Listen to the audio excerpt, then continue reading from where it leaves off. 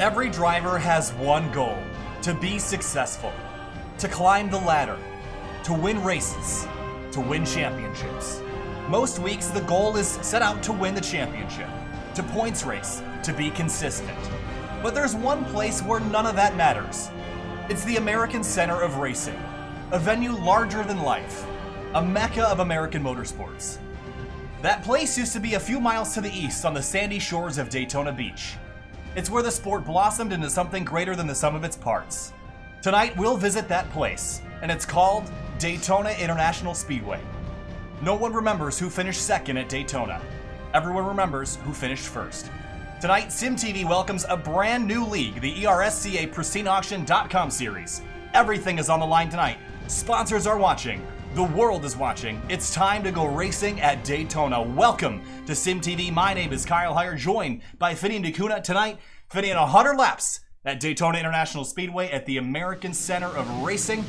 Very excited for this evening. Yeah, indeed. This also is, I think, the 7th race we've done in the last 3 weeks at Daytona, whether it be on the oval or the road course. So we've been here for quite a while. We've seen a lot of racing here, especially too. We saw the same race pretty much before with the Fuel Premier Series in the Xfinity car. That was a great race to watch, and I expect more or less the same for tonight. So warm-up just finishing up. These guys did the duels last week and qualifying as well. We're going to go over the starting lineup here in just a minute, but let's remind you about Daytona International Speedway. Let's take a look at the racetrack we're dealing with tonight. 2.5 miles here, Finian, 31 degrees of banking, but it's not as straightforward as it looks. The trouble spots are often not the corners, it's the straightaways. Yeah, that's really, I think, a lot, mostly in the corners. I think guys, figure out, I'm just going to stay in line. If a gap opens up, it does. But I think a lot of guys end up taking the chance on the straightaways to find themselves a way to move through the lines, find which one is gaining momentum, and especially that's where the draft's most effective. So, and I think that really is due to just the amount of wrecks we usually see on the straightaways. 2, 3, maybe even 4 wide when things get hairy. It's going to come down to the last lap of the 100 here tonight. We will have 2 attempts at a green-white checkered. Fuel tonight is limited to 80%, so we're going to see pit stops a little bit shorter time period than we normally would. But that's a look at Daytona International Speedway. We'll head down to the racetrack now as warm-up is just completing, and everyone took some time to practice this, Vinny, because we talked about it. It's not as straightforward as it looks. There's a whole nuance to drafting at Daytona. Yeah, there really is, and looking at these guys trying to form up into some packs here and want to kind of get them their last bit of practice. And again, when you're by yourself, it's a very lonely feeling. When you get in a group, it's quite busy. You see there's a little bit of a slip and a slide. And one of these drivers that's in this field is actually Christian Eckes in the number 69 car. That is the purple machine that he's got in 10th place in warm-up right now. And Christian Eckes, of course, the reigning ARCA Series champion and current driver for Kyle Busch Motorsports in the Gander Outdoors Truck Series right now. So very excited to have him in the field, and hopefully we'll get a chance to talk to him a little bit later. But a minute left in warm-up here tonight, Finian, and let's talk about keys to the race this evening. Well, pit road entry. If you get to green flag pit stops, getting down off of the racetrack to pit road speed is a challenge, especially because they run smaller brakes here than they normally would. Yeah, and you might even want to add a second bullet point under that. I know you obviously can't. But a second part to that is also getting into your pit stall, too. Kind of getting down to pit road is kind of half the battle. We've seen a lot of guys who are able to get on pit road fine because that's just slowing down. Bringing this car to a complete stop is also another challenge in of itself in getting into your pit stall. If it comes down to green flag pit stops, which honestly a lot more races we've seen in recent weeks have come down to, you're going to need to make sure you get into your stall right and on the first try. If you make a mistake, you can end up losing the pack and losing the race. Back straight chaos. We talked about it briefly during the track map introduction. The back straightaway here is where things typically get set up for the finish. Keep yourself out of trouble on that back straightaway, Finian. Yeah, and just kind of keeping yourself in line, especially in the early going. Once the race kind of gets to its later stage, you can definitely see this come up. And in that point, it kind of changes it around. You have to make sure you can try to avoid it if you can in the later parts of the race, because everyone's going to be jockeying for position. And that brings up my final point tonight. To finish first, you must first finish. Plate racing at a super speedway, the entire goal is to get to that last lap, and once you get there, that's when you start making decisions. Yeah, and I think you might see, a difference in kind of strategy. Some guys might just be looking at this, trying to get a win no matter what happens, and they're willing to just walk out of here pretty much coming in dead last. Some guys are going to be looking at it as trying to build up a good start to the season points-wise.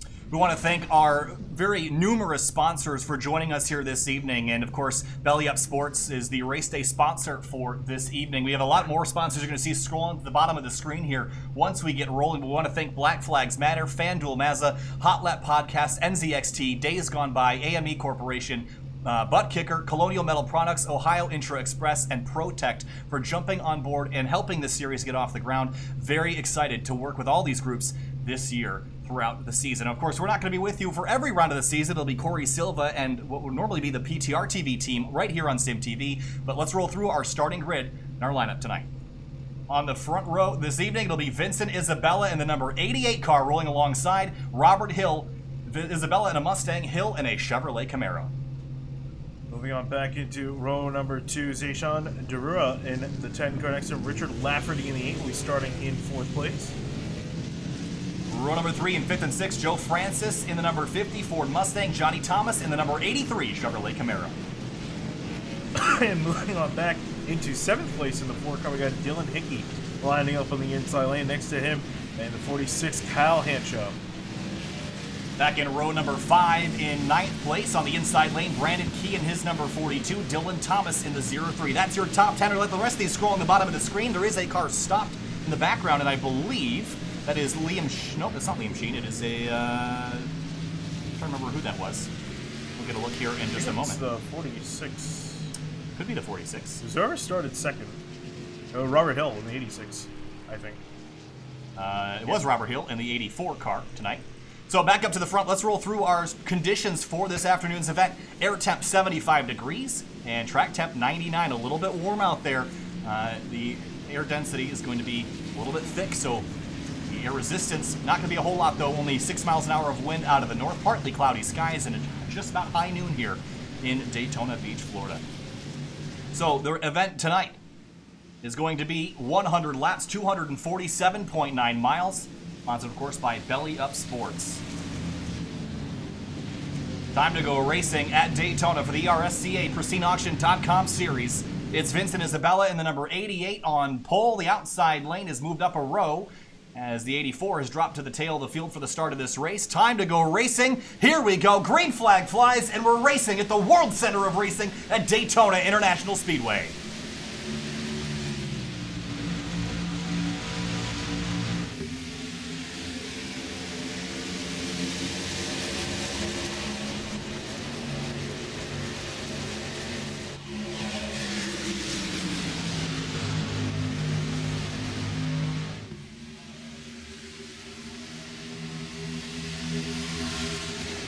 Up to speed through the gears. Isabella out front right now with help from, I believe that's Dura in the number 10 to the inside lane. On the outside, a couple of cars trying to form up in a 100 laps race here, Finian.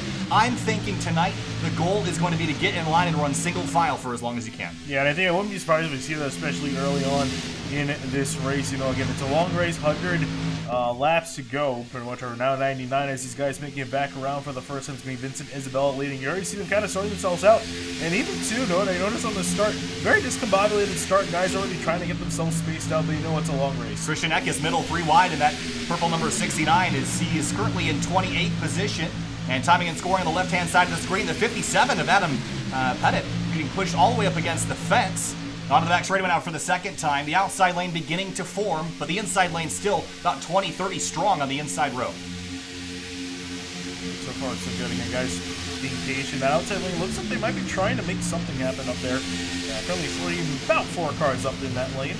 It's going to take some teamwork to get yourself forward, and there was some discussion before about single-car teams. You don't have any allegiances or alliances. You're going to work with whoever wants to work with you.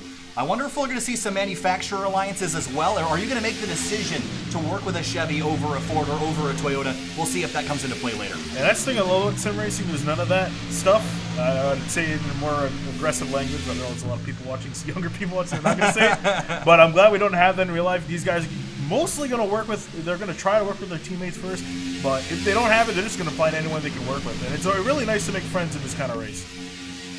Pretty rowdy through the middle of the field back to the tail, and I know, Finney, I'm sorry you're dealing with a cough there, so we apologize for that. But 3 laps in already, and the tail of the field still not quite as organized as the front is here, and you want to get yourself single file. That's the longevity of this race. You don't want to be fighting so hard early in the event. We will have halfway points at lap number 50. The top 5 are awarded points. So you want to put yourself in position then, but on lap number 3, you're just trying to figure out who you want to work with and get yourself in line. Also, the 44 of David Strackbine, how about a gorgeous silver paint scheme. He's got platinum health on board that car, and the car is platinum and glowing in the sunlight here this afternoon. Yeah, there's some really nice guys taking advantage of the spec maps when we were releasing. Man, that thing looks amazing in the Daytona sunlight. It certainly does. So does Kenny Lowry's number 22, yeah, the blue on that car. And down the back straightaway, car pulling off to the inside of the 83 of Johnny Thomas, and he's going to drop to the tail of the field. Maybe he didn't like something he saw up at the front, so he'll jump towards the rear, maybe find a teammate.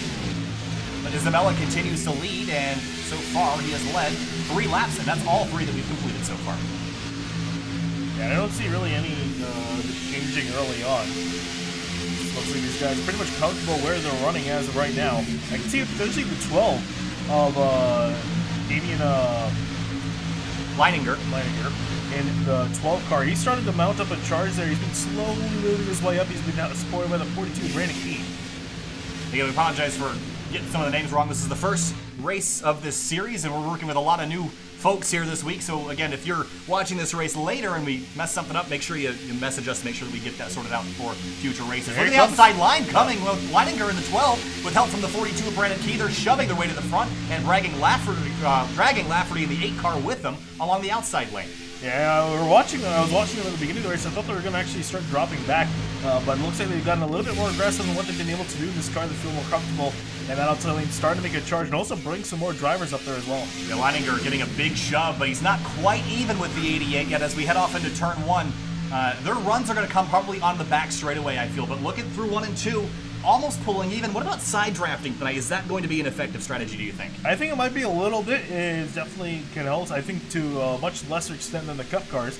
Isabella pulling off to the inside lane. Maybe he doesn't want to contest this early, but the leader of every lap so far going to drop to the tail of the field, and Leininger in the 12 goes to the lead, entering turn 3. As well deciding that he had enough, and he's going to drop to the back of this pack. And we're starting to see a couple cars lose the tail of the field here, and one of them is Brian Dorsey and Josh Adams. They're 27th and 28th. There's a couple more cars behind Marshall Stanley and Adam Pettit. Kettman and Johnny Thomas all by themselves completely lost the draft. This is not the plan. I think they just dropped to the rear, and then they ended up losing the draft by accident because they will get themselves lapped here shortly. I think it might be all right for the guys who are in a 2-car tango. I think they might be able to keep something. They could potentially even catch the pack back. These guys are racing too aggressively towards front and around midfield. Whoa, big swing in the background. In the background, and another driver below the double yellow line. I believe that is, take a look, it's Tate Lytle in the 56. He's going to drop to the rear. And he's going to go below the yellow line and to just give up those spots. But that was a very rough transition back onto the banking. And talk about how rough that transition can be as we got a battle for lead. And Zishan Dura in the 10 is going to go for it. And the 50 is Joe Francis is going to push him. But the banking up there, Finney, you get on that apron, you come back up, you can damage that splitter. That will hurt your aerodynamic performance in this race. Yeah, so you got to be really careful where you join the banking. As I said, you can damage that. And also, it just kind of upsets the car, too. And especially when you're in a pack like this, especially towards the front, you want to be careful because otherwise you're going to end up taking a lot more competitors out with you. On the back straightaway runs building now, and it's the 12 and the 42 that have been pushing quite a bit. Let's talk air temperature, or actually engine temperature here. How long do you think you can push before this becomes a problem? Honestly, not too long, and I really feel like with a package as low the way it is, it's kind of hard to get hooked up in these things. You definitely can, but you can't stay on the back bumper for too long, just due to the aerodynamic effects, and then also just the engine temp you want to be watching as well. And you definitely want to keep that engine temp as cool as possible. You do not want that thing to be redlining when you're stuck in the middle of the pack. You don't want to be struggling to cool this down in the middle of all this traffic, because that's when we can see some guys blow engines. These guys, for the most part, these guys have been really good at avoiding that problem. Christian Eck has started 30th tonight. He's up to 10th place, has Cherrygating Podcasts on the side of that race car, the number 69. So up 20 spots early. Again, the reigning ARCA champion and current Kyle Busch Motorsports driver in the Gander Outdoors Truck Series. So he is up in the outside lane, and it is building momentum. And Brandon Key is shoving that 12, and he's brought not only Lafferty and Francis now, or excuse me, Francis on the bottom, but it's the 46, a Hanshaw in the outside lane that's jumped up here. He's currently 7th as he tries to push his way forward. Yeah, the 12 and the 42 from Rubbins Racing Motorsports up in the front leading this pack. They're doing a good job. I think their plan is just to kind of keep these cars on the high side. You know, you would expect these guys that might want to drop down at some point, but it looks like they're comfortable just sticking there. Also, all the movement that we just saw on the onboard camera, Finney, and these cars are moving a lot more laterally than they look like they do from a TV perspective. So that's kind of the danger. Talladega 3 wide isn't too hard to do. At Daytona, 2 wide is as much as I'm personally comfortable with at this stage of the race, but we might see some 3 wide towards the end. Yeah, these cars are also, in comparison to their Cup counterparts, they're a little bit more unstable in some parts, especially I think on the entry and the exit of these corners. So I think 3 wide is a little bit harder than it would be in the Cup cars. Those cars can do 3 wide no problem, pretty much. They got so much aerodynamic grip to work with. These guys, not so much, and you see a little bit more sliding around off these corners. Yeah, it's really a 15 or 16 car breakaway up at the front. There's a bit of a gap, and now they're single file behind. This is where I feel safest right now. At 10 laps into the race, they're getting a little bit racy up towards the front. There's really no rush. Again, they only pay points at lap 50 and lap 100. And at lap 50, it's only points for the top 5. So if you can't get to 5th from here, you got a roadblock of race cars in front of you. There's no reason to put yourself on that amount of risk this early in the race. Yeah, if anything, I would like to be in this kind of second pack of guys single file. You can see right there, they just come past the camera. Perfect place, so right in behind the leaders. Kind of getting a little bit of a draft off of them as well and just staying in tow. However, if there was a wreck, they have enough time to hopefully back out of any trouble. Otherwise, it's going to be a tough thing for them. We've seen a lot of drivers drop towards the rear of the field. We've also seen some come from the back. A few other drivers have moved up a couple spots, and there's Scott Crump in the number 51, started 17. He's up to 10th spot right now in that kind of cherry red, outer coated red car. He's got a teammate right in front of him. That's the 22 of Kenny Lowry, and their twin Supras riding in, looks like 9th and 11th right now. Yeah, how about the 84 Robert Hill Jr. was scheduled to start in the second place, decided to take a new well to the very back of this pack. He's already pretty much back up to the front, so solid move forward for the 84 car. Yeah, you talked about him in the Spark VR sponsored car. And a big run for the outside lane for Robert Hill Jr. Again, the Spark VR colors, brand new team for this series. And up at the front, a bit of a bobble, and that has allowed Leininger to drop to the inside lane. He's going to follow him down there. That exposes Richard Lafferty to the clean, cool air to cool his motor down. He's going to get a shove from Christian Eckes in the 69. They're coming to the front now at lap number 13. I'm a bit surprised by the 42 and the 12 leaving that top lane.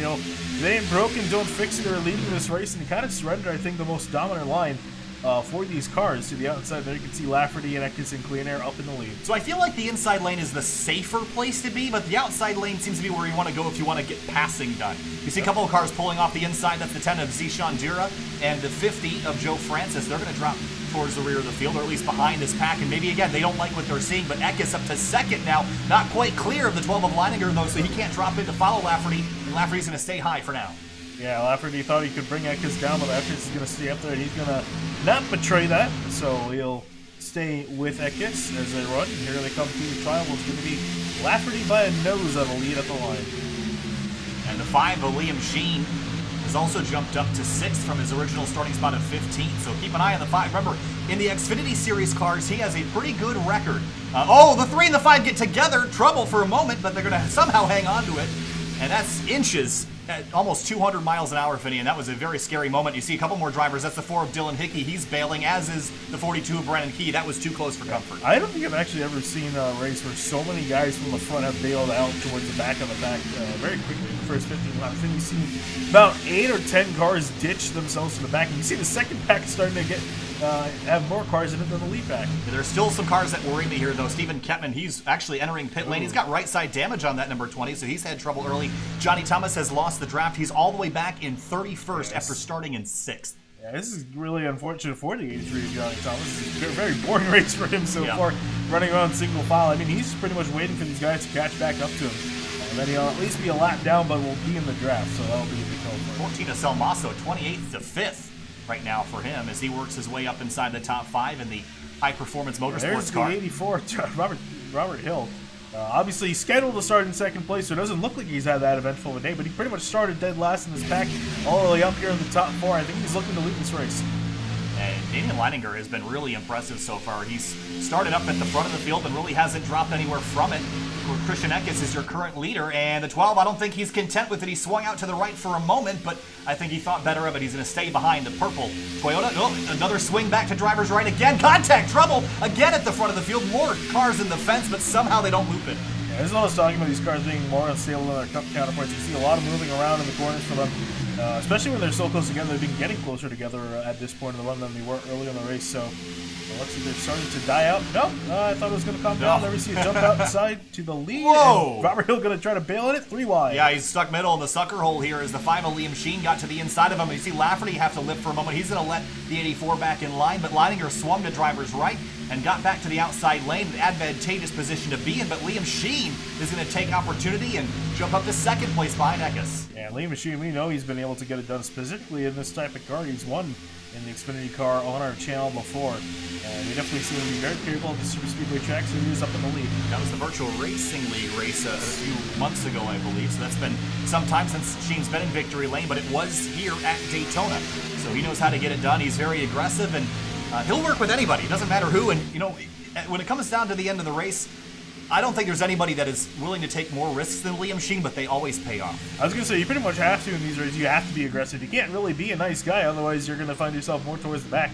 And speaking of being a nice, well, not really a nice guy, it looks like the 12's kind of had his fun. He's going to be dropping to the back of this package. It looks like we're trying to get single file here. Single filed out. Now let's talk about fuel a little bit. We're not quite through a run yet. We're probably about 60% of the way through it. Let's talk about green flag pit stops, because that was one of our keys to the race, was pit road entry. The pit lane entry here, it's fine and dandy when you're by yourself and you're jumping on the brakes. You got plenty of time and space to slow down, but when you come in a pack of cars, that makes everything more challenging. Yeah, it definitely is. And trying to just find space to get down onto pit road, get down safely, as well as avoiding potential guys getting into the back of you. And then also, as we said, getting into pit stall is also part of the challenge as well.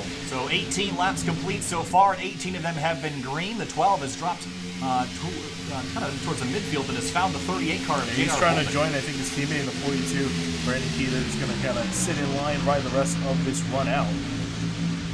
No reason not to. I mean, again, there's points paid out at lap 50, but we're not even a quarter of the way done with this race yet. So there's still a lot of racing left to do. And a single file up for the first 10 or so cars. There is a couple cars side by side, Dylan Hickey and Will Cannon. Since these guys are single file, let's go a little bit further back and see, check out some of the other packs that are going on. Yeah, there's a big one kind of back here towards the tail of the field, and that's being led by Zishan Dura in the 10. There's David Strackbine, Lowry, Kyle Lowry that is, Sean Dice, Adam Pettit, and a couple more tacked on this group.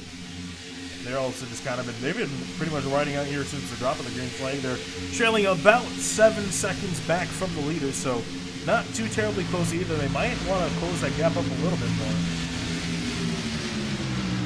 Of course, we have to start worrying about potentially lap traffic. Where is Johnny Thomas? So there is your leader coming. Oh, there's a car peeling off the pit lane. It's the 8 of Lafferty. Is he going to get it slowed down? I'm not sure.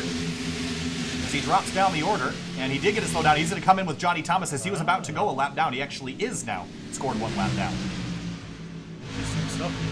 So they're both pitting. I was going to say, I was questioning the 8 car pitting by himself. You definitely don't want to pit by yourself. Pick up your teammate. I mean, he was struggling, was Johnny Thomas. So come on down. He was getting lapped. You might as well hook up together and work together. You got a long way to go in this race, and at least that could keep the 83 in contention for the free pass position. A little bit of 3 wide towards the middle of the field. That is the 46 of Kyle Hanshaw, the 08 of Will Cannon, and the 22 of Kenny Lowry on the outside. Now they've sorted it back out. Curious if we might see some guys that aren't going to pit and some guys that aren't going to pit.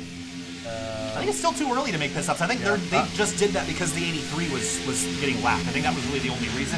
I'd expect maybe another 5-10 laps for that sequence to start over. Yeah, that's what I was thinking too. I was just curious if anyone else is going to try to short pit it, which is really not the best strategy in my opinion at Daytona. You always have the chance of a caution, especially under a green flag pit stops, and I really don't think you want to be caught out in it because it's not going to be a fun night being a lap down.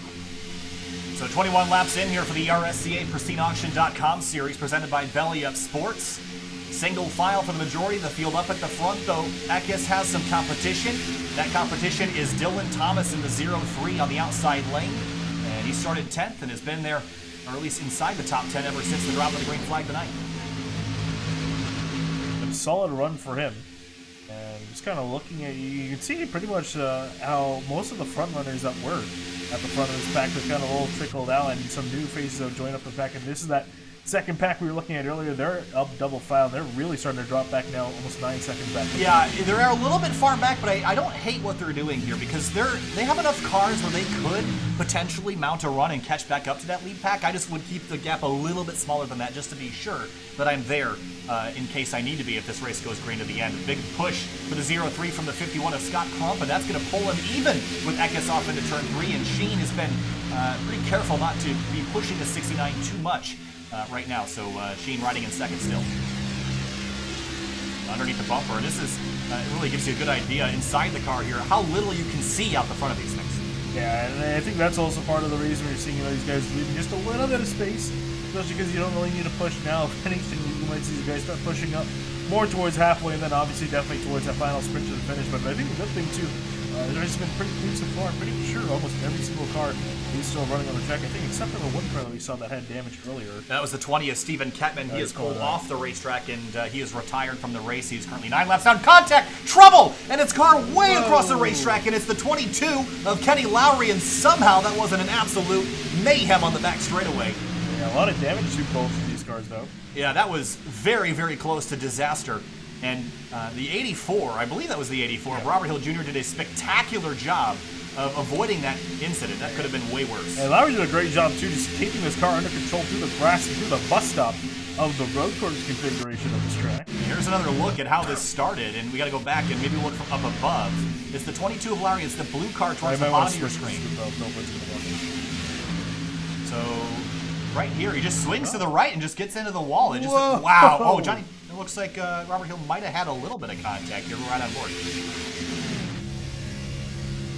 Fine, everything's fine. And wow. Swung, and there is some rear damage on the 22, so that leads me to believe that Hill might have gotten a little bit of a scrape. Yeah, I think that's where you can see a small dent to the nose in the 84. I think that's where that rear end damage came. It's not going to bother him at all, I wouldn't think. But up at the front, still Eckes leading the way at lap number 25. Sheen and Zach Patton in the 3 is sitting in third. We've had a couple scares so far, but no cautions since the drop of the green flag. And there's a lot of possibility that this race goes green from start to finish the way that they've sorted themselves out. Yeah, these guys definitely screaming patience from the way that most of these guys have been driving. Obviously a few scares here and there, but for the most part they've been giving each other a lot of space. I haven't really seen anyone blatantly cut one another off. So, interesting note here that I thought Johnny Thomas and Lafferty were going to work together, but it looks like Lafferty might have gotten himself a penalty. We'll take a look here. His time on pit lane, over a minute. So there was certainly something wrong in the 8 cars box. Could have gotten a penalty of some sort, but that was a long time to be on pit lane. Yeah, I'm curious what he even got, because there's no penalty that'll make you sit in the pit stall. An excessive speeding penalty is a stop and hold. And we saw him come in pretty fast. It seemed like it was a pretty late decision, but I'm not sure if that's what that is. But I'm surprised if you really have to try for an excessive speeding penalty. Yeah. So that's unfortunate for the 8. 2 laps down is going to be really hard to recover from. So we've got kind of that's like a 10-car front pack. It's bookended by Will Cannon and 10th and Eckes up in the front. Yeah, that was mostly due to that little scare that backed up quite a bit of cars. Well, the 14. Some also tried to jump. Oh, the 8 car slipping, sliding, and that's Lafferty trying to hang on. And he's 2 laps down through the grass in turn 4, and again avoiding a caution. And this might have just been. I'm surprised to see cars just get loose like this, especially because he's got new tires. I think just a little high. overcorrection. Yep. Off the banking, and don't look like he damaged his splitter, which is pretty impressive considering the hit he took to the apron. Yeah, and this is more or less kind of what we saw in the Fuel Premier Series race 2 weeks ago. We saw a few cautions because of it, just due to guys just getting to the corner, putting a little bit too much wheel into it. And again, as I was saying, these cars aren't as stable as their counterpoints. If you put in a little bit too much wheel, exactly what we saw Lafferty is going to go around.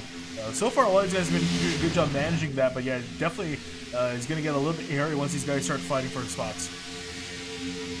A couple of Mustangs working together. Dylan Hickey and Vincent Isabella right now in their Mobile 1 Mustangs. They're working together to get themselves potentially back to the front. We saw Isabella drop from the lead earlier on. And the High Desert Racing teammates in the 4 and 88. Yeah, I think Bristol's Mobile 1 paint schemes. Yeah, Mobile. Remember Sam Hornish's paint scheme? That was a good-looking race car. Very nice looking car. Wish Wish we, you know, actually, now that I think of it, I don't know why they've never done that on Kevin Harvick's car. Right? I feel like their brand image has changed, hasn't it? They still use the horse. Maybe they do. I don't know. I mean, I don't see why not, or something. I guess instead of the generic flings that they have out of clip artwork, it's not that good. That was a really cool livery that they had. So Christian Eckes on Belly Up Racing in the 69 has so far led the most laps today. He's just led over half the laps that we've completed, and he's got Liam Sheen tucked in behind. And something tells me that Sheen is going to latch himself onto the rear bumper of that Belly Up and Sharon Dayton podcast sponsored Supra, because they've been like that for the last 15 laps. I don't think it's going to change. Yeah, it seems Liam Sheen's found a friend. I'm just curious how long their friendship is going to last. I hope it lasts. It'll last till the last mile of this race. It'll last till turn 4, I think. And then, yeah. So we have 247.9 miles, 246 they'll be buddies, and then that last mile is going to be a mess. Oh boy! Oh, are we seeing pit stops here? Yeah, Eckes going to drop up to the high lane, and Liam Sheen's going to move on through into the lead. And will he pull off the racetrack? No. I think they're swapping, Whoa. So maybe engine temperature is a concern. So Sheen and Eckes, you know what they're doing, Finney? They're practicing for the end of this race. The two-car tango, we're going to see if it's going to work out. Eckes and Sheen hooking up, and they push themselves back clear of the 3 of Patton. But Patton tries to fit in the hole. Not quite. Sheen out to the top. That was impressive. It's been a while since we've seen two-car tango work, especially we'll just do a package across all 3 series. Just hasn't worked as well. They did a great job swapping. That was a really interesting experiment, to say the least. And now we kind of got that second pack slowly starting to creep up on this lead group, and I'm starting to think pit stops are soon here, Finney, working lap number 30.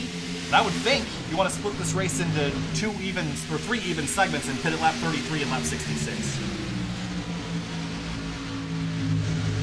Will we see anybody come this time? It doesn't look like it. Again, we're going to probably see drivers do that split that we were expecting. I think these guys are going to try to make it to around lap 32, lap 33, because think about it, if you can make it to there, you can make it at the very least on 2 stops where anything is going to be required no matter what. So I want to take your attention far left of your screen, right next to the ticker. You're going to see that. That's the last group of cars on the racetrack. Now look over on the right-hand side of the screen. In a moment, you're going to see the main field coming by. It's almost a half a lap that last group is behind. That's too far. They got to get to work, or they're going to need a caution. And they need to start working now. And even if they start working now, I honestly don't think they might end up catching leaders to lap 90. Honestly, with the amount of time that I have to make up, although I definitely think they should try to take advantage, especially considering the lead pack right now is kind of messed up and not entirely lined together. Whoa, pitting onto pit lane. Here comes the first stops of the night. Oh, the 3 locks up, and they're going to get it wound down, and first group of cars is going to peel off and hit pit lane. You'll see the pit indicator as they hit it. And Eckes, Sheen. What? Oh, Eckes gets drilled in the rear bumper as he gets down to... Oh, he's going to miss the box. This is disastrous for Eckes. Yep. And they're going to get into the box, but all the damage on the rear bumper of that car, and this is going to certainly put him out of the lead pack. Now, the silver lining of this is that there are a lot of cars behind that lead pack that he could sync up with, but that certainly hurt him and the strategy with Liam Sheen. Make NASCAR rad again. I agree. Up at the front, Scott Crump is the one that took over while that group came to pit lane. And I'll expect more cars to hit pit lane this time through. I'm curious who's going to try to stretch the field out as long as they can. There you see the high desert cars. Desert, yeah. Hickey and Dylan Hickey. I confused the names. And the 88 of Vincent Isabella. Yeah, so those guys are good. Now I'm really interested in seeing this lead pack going to, because I think they can make it to the end of this race. Yeah, I think we all can. It's just a question of when you make that final stop. I think you can go 33 laps here. I'm just a little bit concerned considering that they're kind of short pitting it a little bit. Yeah, we do know that Lafferty and Johnny Thomas certainly can't do it on one more stop. They came in way too early for that to be a valid strategy. And there is the 84 going a lap down. That is the Robert Hill, back in 27. So out at turn 4 where we see the next group of cars come down, and we're going to see a few more peel off. And Patrick Gaspar in the 86. 46, a hand shot getting it wound down, and a couple more cars, Tate Lytle, Will Cannon all joining that group.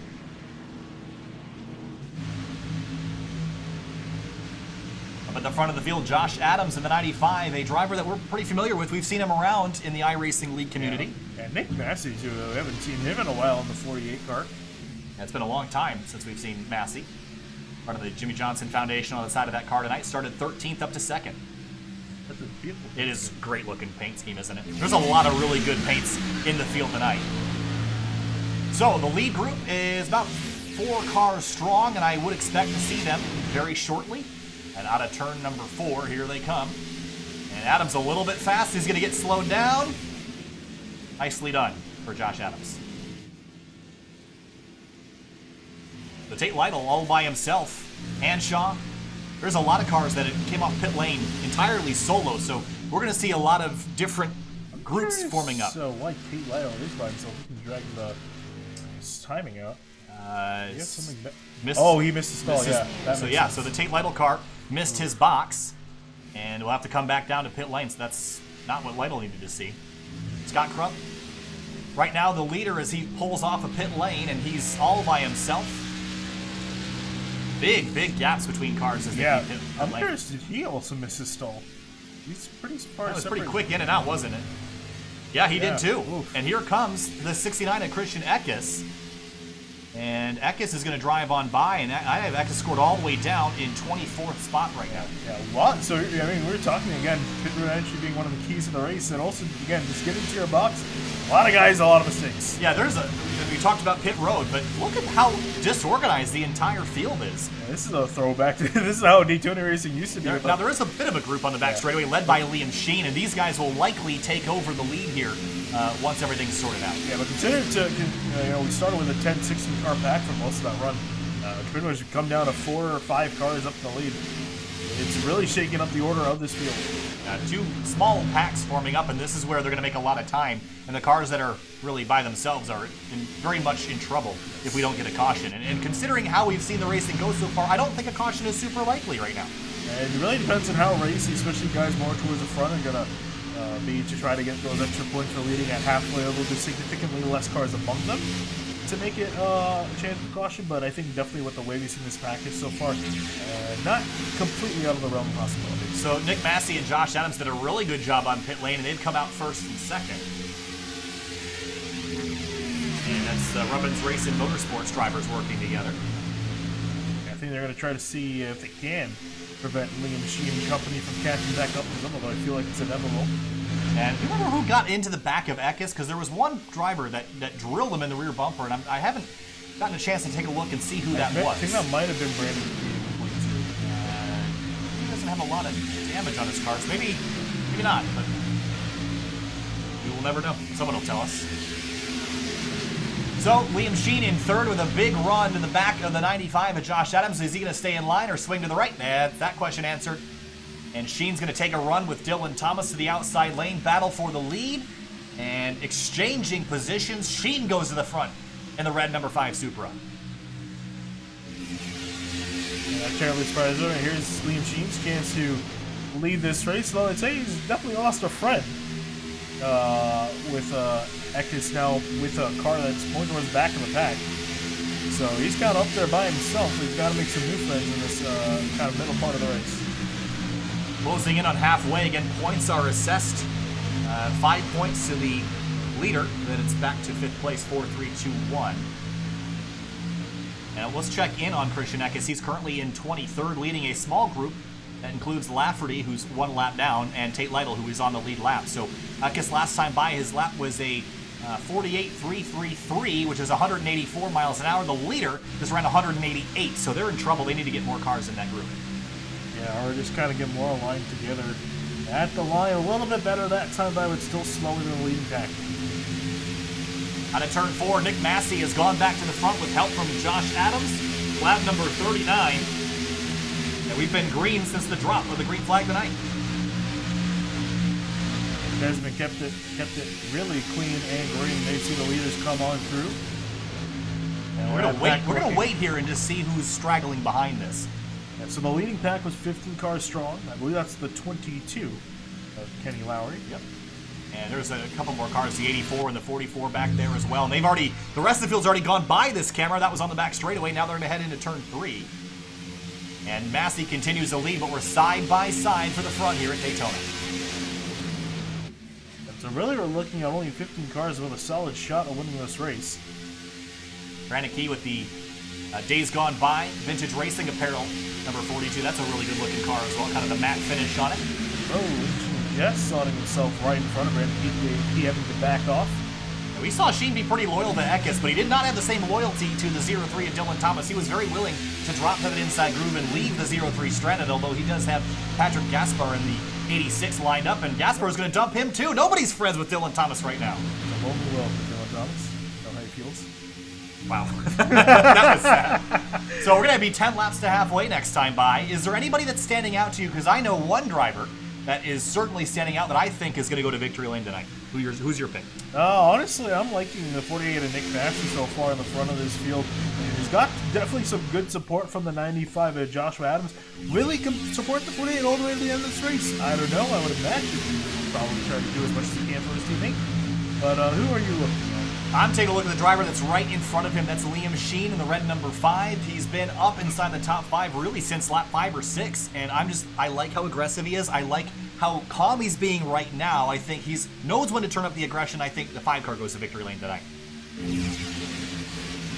little bit of shuffling going on behind. It's one of the Supras popping into that line. And I believe that was the, let's try to see if that was Bolden. Nope, Bolden's in a Camaro. Whoa. 46, a little bit out of groove. That is Kyle Hanshaw. That's who I was looking for. And he's got one of our Ohio Intro Express car on board tonight. We also want to thank ProTech for coming on board for distracted driving prevention. They were a late add to the sponsor list for this season, so we want to thank them and for jumping on and supporting the ERSCA PristineAuction.com series for a season-long sponsorship effort. Yeah, as well as a myriad of other sponsors. Yeah, there is a bunch. So typically, a lot of iRacing leagues have 2 or 3 sponsors. The ERSCA guys, they have a list of about 12. So we want to thank all those companies again, and all of the companies scrolling along the bottom of the ticker there. You can find all the links to their products, their services in the video description. So make sure if we get a caution that you take that time to go visit those sponsors and thank them for their effort and their time and devoting their attention and also their social media exposure to this series and helping it succeed. So we want to thank everybody, especially Belly Up Sports, who came on board to sponsor Daytona tonight.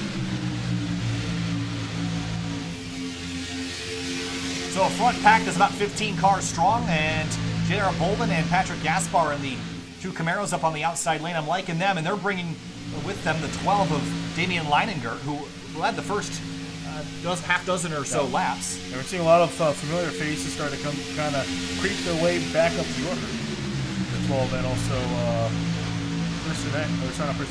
Isabella. He is also this lead pack, kind of moving his way forward.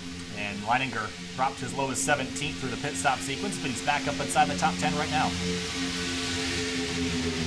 Also, I think the Dylan Hickey car and the 88 of Vincent Isabella, I like how those two have been working together. I think that those cars could be certainly a threat towards the end of the race. Up at the front, though, it's Nick Massey continuing to lead the race with teammate Joshua Adams behind.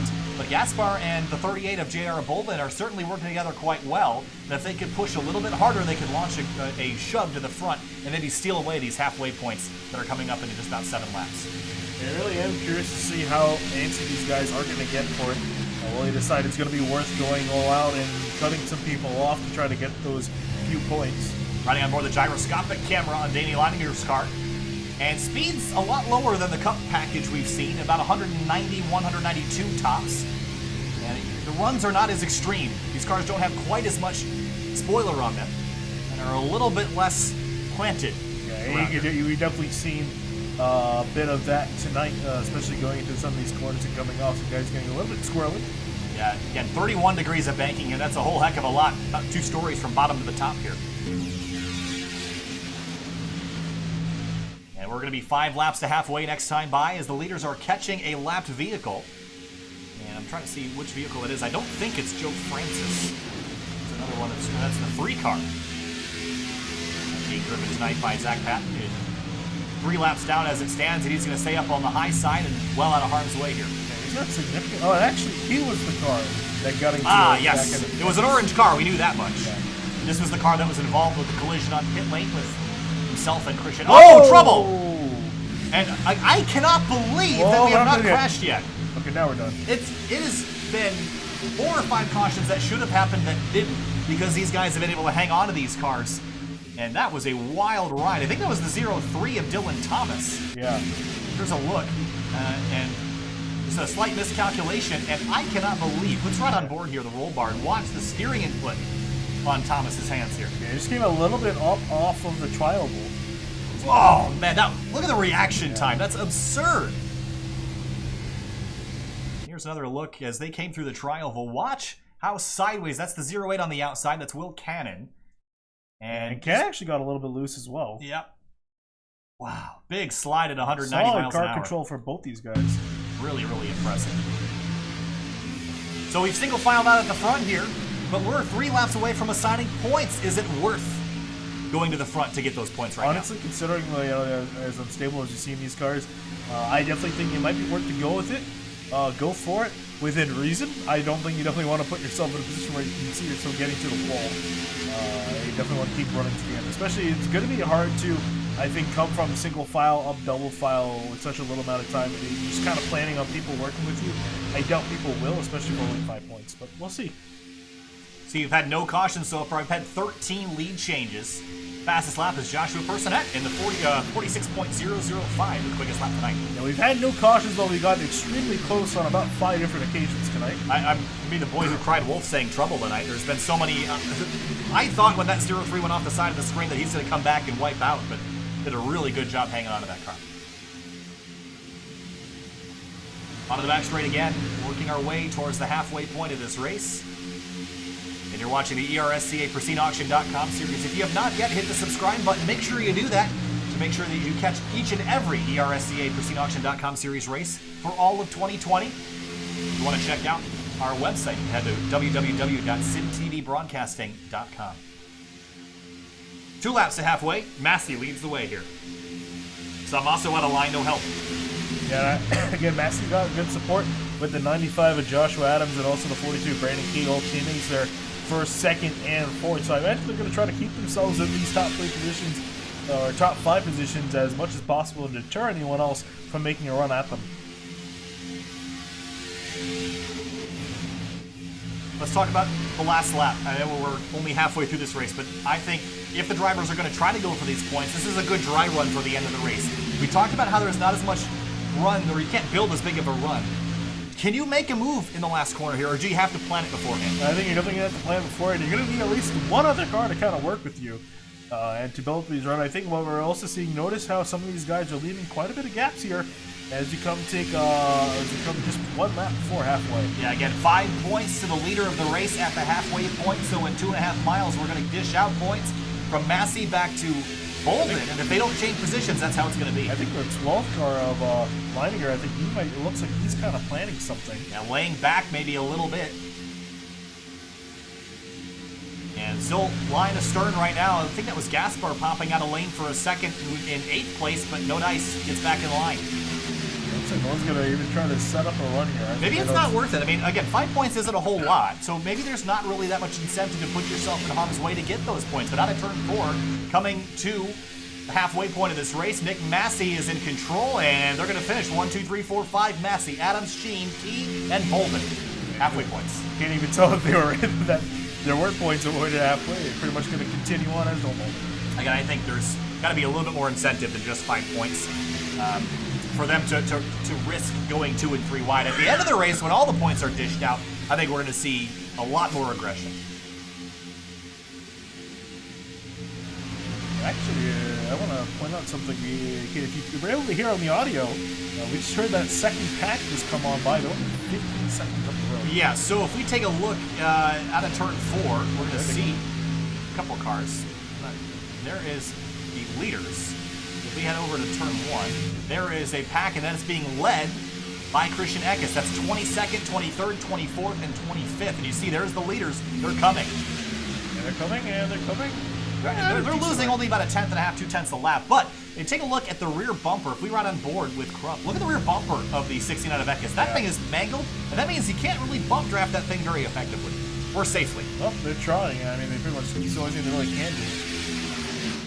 And there are the leaders. So not looking entirely good for that second pack. I think they're definitely going to caution get themselves back into this, being halfway through the race and not really making an indent on that gap. There's actually another pack, and it's being led by Zishan Dira, Kyle Lowry, and 17th. That's the second car in line. Robert Hill Jr. is a part of this group. There's a bunch of cars here. This is 5 or 6. And the next group back, that's Eckes leading it, is 6 seconds behind. So there's really 3 groups out here on the racetrack, and this one in the middle is going the slowest of the 3. Yeah, it looks like that second pack, the third pack's going to kind of form up, catch and form up with this pack up the road. And maybe that's how they get, some speed back, but I fear, Finian, that they've lost far too much time. Even if this race goes green to the end, even if you run the quickest laps possible, you're not going to catch this front group again unless there's a caution. Yeah, I definitely agree with you in that respect. Well, it looks like we've also lost another car out here. I think Brian Dorsey, you see the 9 right here. He's kind of logged by himself, and he's just going to slowly lose the pack, and there's absolutely nothing you can do.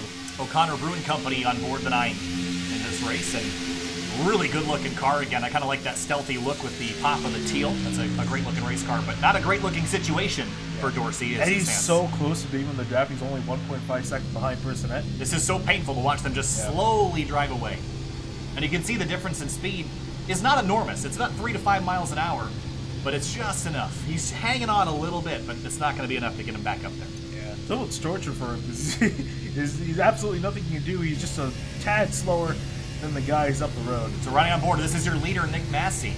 And after we come out of the banking here, you're going to see up the road that second pack. And here's the thing. This pack is not going that much slower, so when they catch them, it's going to be a race. And we're going to have lapped cars and lead lap cars in a mix. And that, to me, is a recipe for disaster at this point in the race. Yeah, I'm actually kind of curious at the rate that they're catching them at.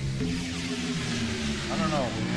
I wonder if we might see anyone trying to bail off the pit road before they catch that pack. I think that's very likely. Again, we're about 8 or 9 laps until we'd expect to see most of the field coming. Yes, it's kind of one of their own possibility. I don't know if they're going to catch them beforehand or not. It's kind of close to that margin, though, but definitely I'll be eyeing on trying to pit before you get to that pack just in case stuff does go wrong. Well, they're all disorganized now, and they're kind of in trouble. There's also, that's the 83 Johnny Thomas is in this group as well, and someone's going to peel off. That's the 8 of Richard Lafferty. Yeah, he's bailing now and hasn't even brought a teammate with him, so I think he's got to pit. I don't think he has a choice. Yeah, remember, he's pretty much off sequence with Johnny Thomas early in the race. A little bit of shuffling. That's the 86 of Gaspar jumping to the outside lane, and looked like the 46 of Hanshaw wanted to jump up there with him, but really didn't get a great opportunity to do so. They're getting up, and they're going to try to make a run for it. Kind of surprised now they're deciding to go for it. Things are not going the way I would have expected them to. I would have thought that they would have tried to do this, 6 laps earlier, 7 laps earlier. But so I guess just trying out stuff for the end of the race, seeing how much of a run they can get. They're building a big one. Gaspar in the 86 and the 08 of Will Cannon. And they just launched around the 7th place car, Damien Leininger. And Nick Massey still in command of this race, and we're looking for the drivers at the tail end of this lead lap pack, and that is Christian Eckes, who's now dropped to 25th. And that's the 44 car of David Strackbine, who's 2 laps down now. Yeah, it's Joe Francis that's leading this pack. There's actually that second pack. There's the third pack, and then right in behind them is the first pack. The leaders right there. They have slowed up a little bit, but they're still going faster than the other groups. This lead pack is. And again, we're about 5 or 6 laps to what should be our second and final pit stop of the night. Granted, we don't see a caution. Do you think we will see one? I mean, these guys have been racing so clean and they've avoided so many incidents. I can definitely see a caution coming out in the last 10, 15, 20 laps. I think we probably won't see a caution really until lap 80 or now. Whoa, yeah, Josh Adams bailing on his teammate. Gaspar swings drivers left, almost gets into the side of Gene. 2 by 2 by 2 by 2 by 2, 5 rows deep as they battle for the lead here, lap number 58. That could have been ugly. That 86 hit the 95, probably one of the worst places you can. He hit him just off center of the bumper, almost hooked the 95. That got dicey. Now Liam Sheen, though, again, he's placed himself right behind the leader. And I just like what Sheen has been doing this evening, where he's been placing the car. On the last lap, I don't want to be leading the race, because then you have to block it. We know how bad that can be. I want to be second. And that's where Sheen has been most of the day. The thing is, I don't even know if you want to be second. I think you've got a lot of options if you're in second. I think maybe third or fourth. You might need help if you're in second, that's for sure. And we haven't really seen anybody help Liam Sheen. It's been really vice versa. Now, if Christian Eckes gets back in this front group, they might reciprocate. But I think if we don't see that, it's going to be Sheen against the world there. There's the 3 car going another lap down. That's Zach Patton. He's just kind of running out. Here's the last car scored on in this race, still running. There's the lead group again, off into turn 3. Second pack, third pack, and first pack here in just a moment. Again, they're not gaining a lot, this lead pack. They're not closing in very quickly, but they are closing in. Gasper again going to the outside lane with help from teammate Will Cannon. Showing up yet again. I think again they're just kind of gauging when they need to start pushing, and I imagine a lot of these guys are also taking note of how this kind of two-car group is working together towards the front and how quickly they can get up there. Valuable information for the later part of this race.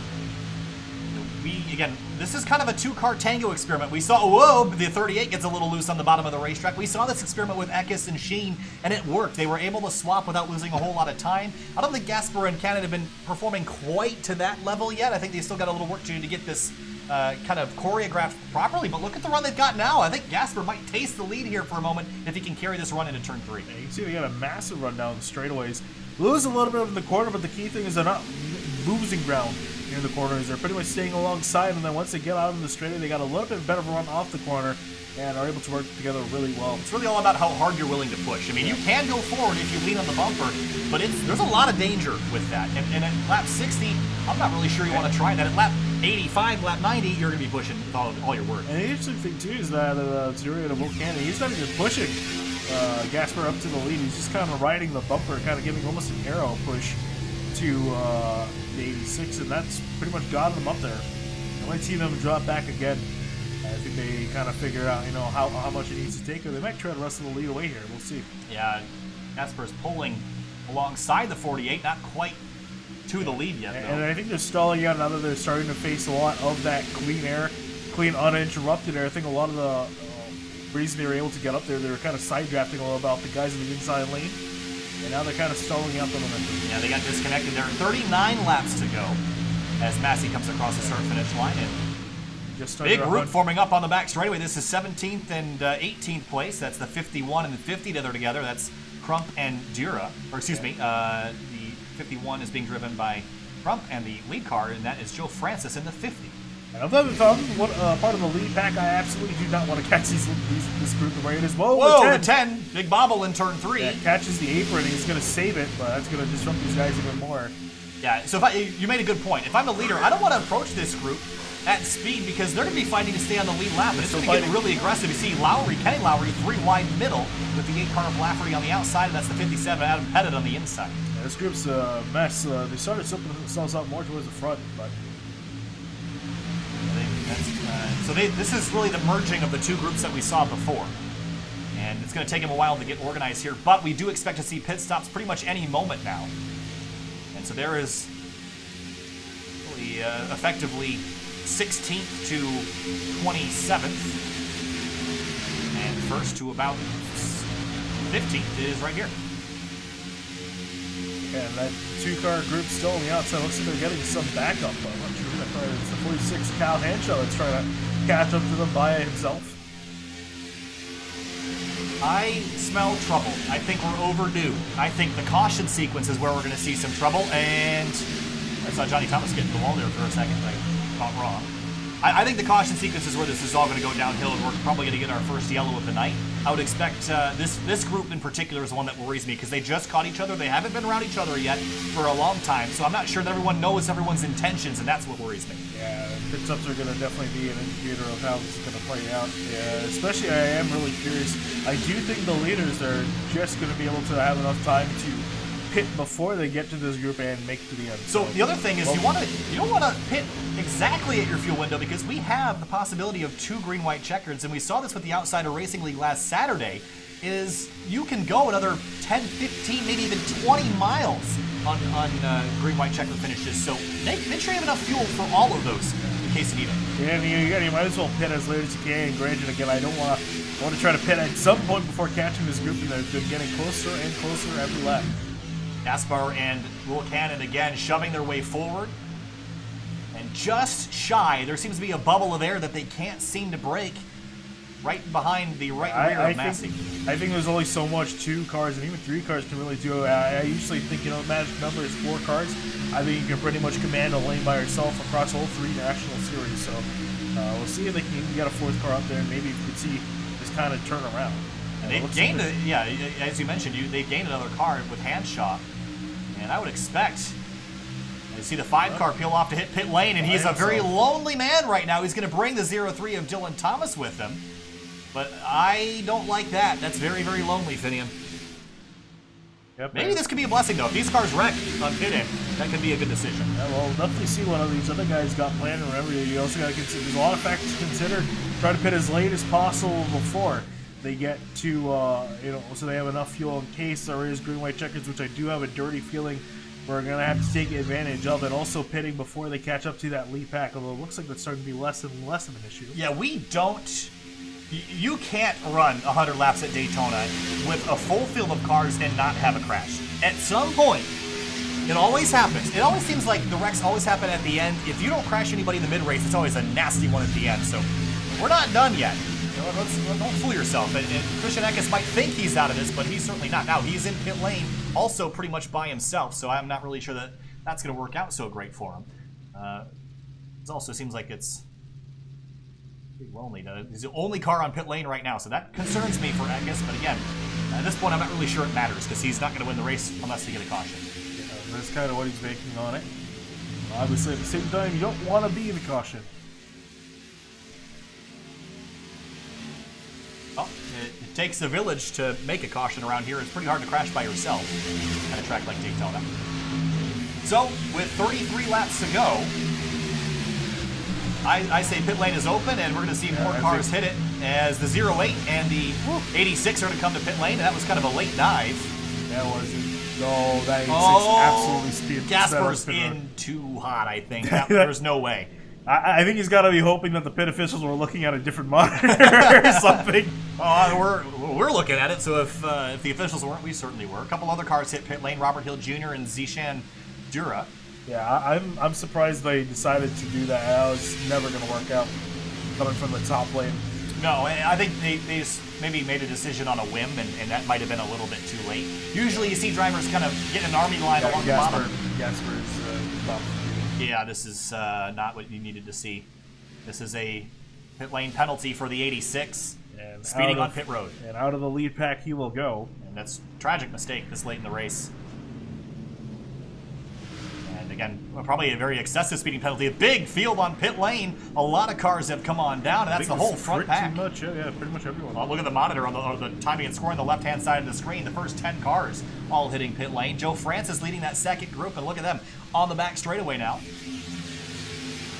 Now, do you stay out as long as you can and hope that there's a caution, or do you have to just give up? Might as well at this point. You really don't have a lot to lose. You really can only gain at this point. You're definitely not going to win the race, and I think although a lot of these guys are about to start running on fumes. Joe Francis, I think a few more guys also coming down. Locking up the tires and just made it to the yellow cone at speed.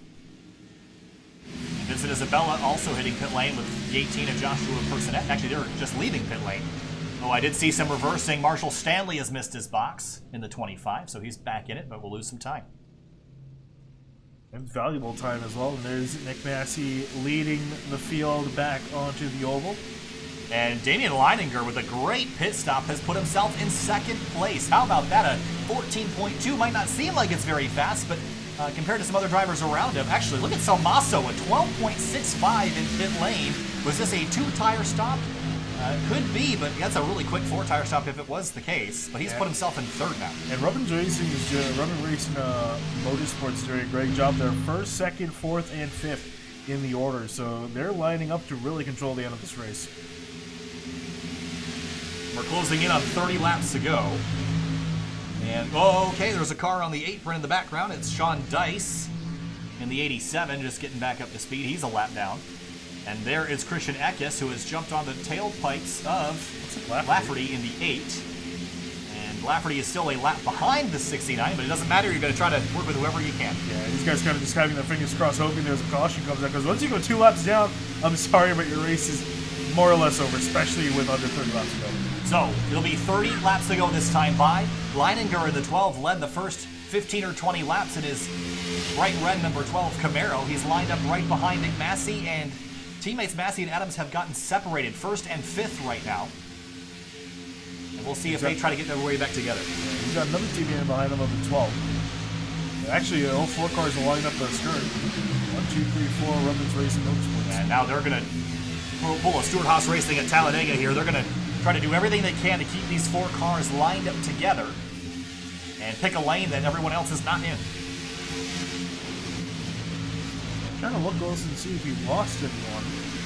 Liam Sheen is at the tail of the field, but he's somehow still in it. He and Dylan Thomas are just at the tail edge of this lead path. Will Cannon. Yeah.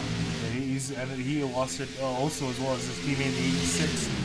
Patrick Gaspar, he's also back in 22nd now. So Scott Crump leads the second group. That's Brian Dorsey in behind. And remember, Dorsey was all by himself earlier, so he's found a party to crash here in 15th. Then Kyle Lowry in the 2, Tate Lytle, Robert Hill Jr., Zishan Dira, and Joe Francis.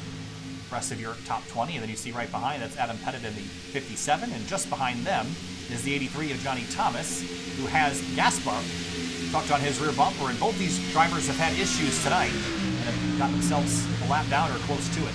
Yeah, this race pretty sucked quite a bit for the 83 of Johnny Thomas. He's been out of the lead pack almost since the drop of the green flag. We saw him drop back early on in the race and ended up losing the pack very early on, so it's been a struggle for him tonight. Front of the field, all in a line. And Liam Sheen tucked in behind Joshua Burson. So now what does Liam Sheen do? Who does he work with? He's not in second anymore. How does he get to the front and pass those 4 teammates? I would just say find someone that doesn't have a teammate, or maybe lost a teammate, or just by themselves, and I would say try to work with them. Because it's going to take a group effort, I think, to try to upset the top 4. Those 4 teammates up there, they don't want to give this up. They want to get a 1, 2, 3, 4, at least have one of those cars step into victory lane. So they're going to try to work together as much as they can. He's going to have to try to find and rally some guys to work together with him. He's a lonely red Supra on the outside lane, and you take a look, there's actually not a lot of Supras in this front group. I'm pretty sure he's the only one in this front group. 46 Cal Hand. Oh, thank you. So there's really 2 Supras in this front group. And that is all. So, manufacturer alliances, and again, it probably won't come into play so much here in the virtual world as it would in the real world, but if you have a choice between a Camaro and a Supra and you're driving a Toyota, and all other things equal, you might make the decision to go with the Supra. But again, it's not going to be that a long manufacturer alliance tonight, I wouldn't think. Kenny Lowry, he's going to go a lap down on that 22 car and drop a lap down as the lead pack tries to work around him. So we're closing in on 25 laps to go. And let's talk strategy for the end.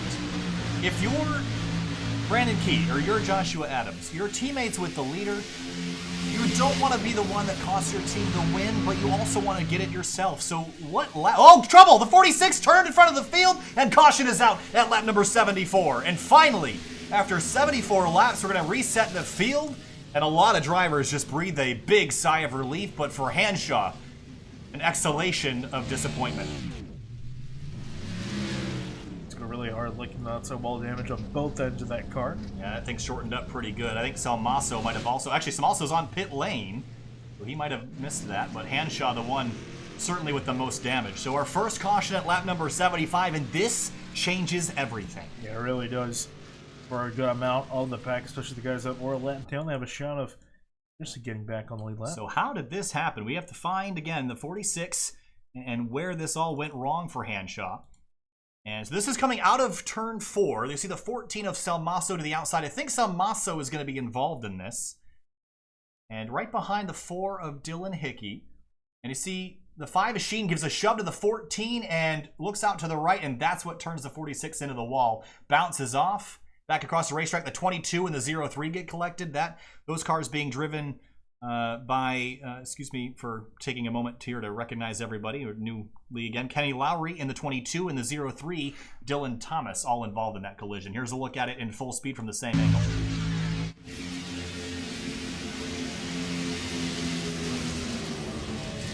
'87 did a pretty good job getting through that as well. Yeah, I think Hanshaw, kind of missed time. I wouldn't say missed time.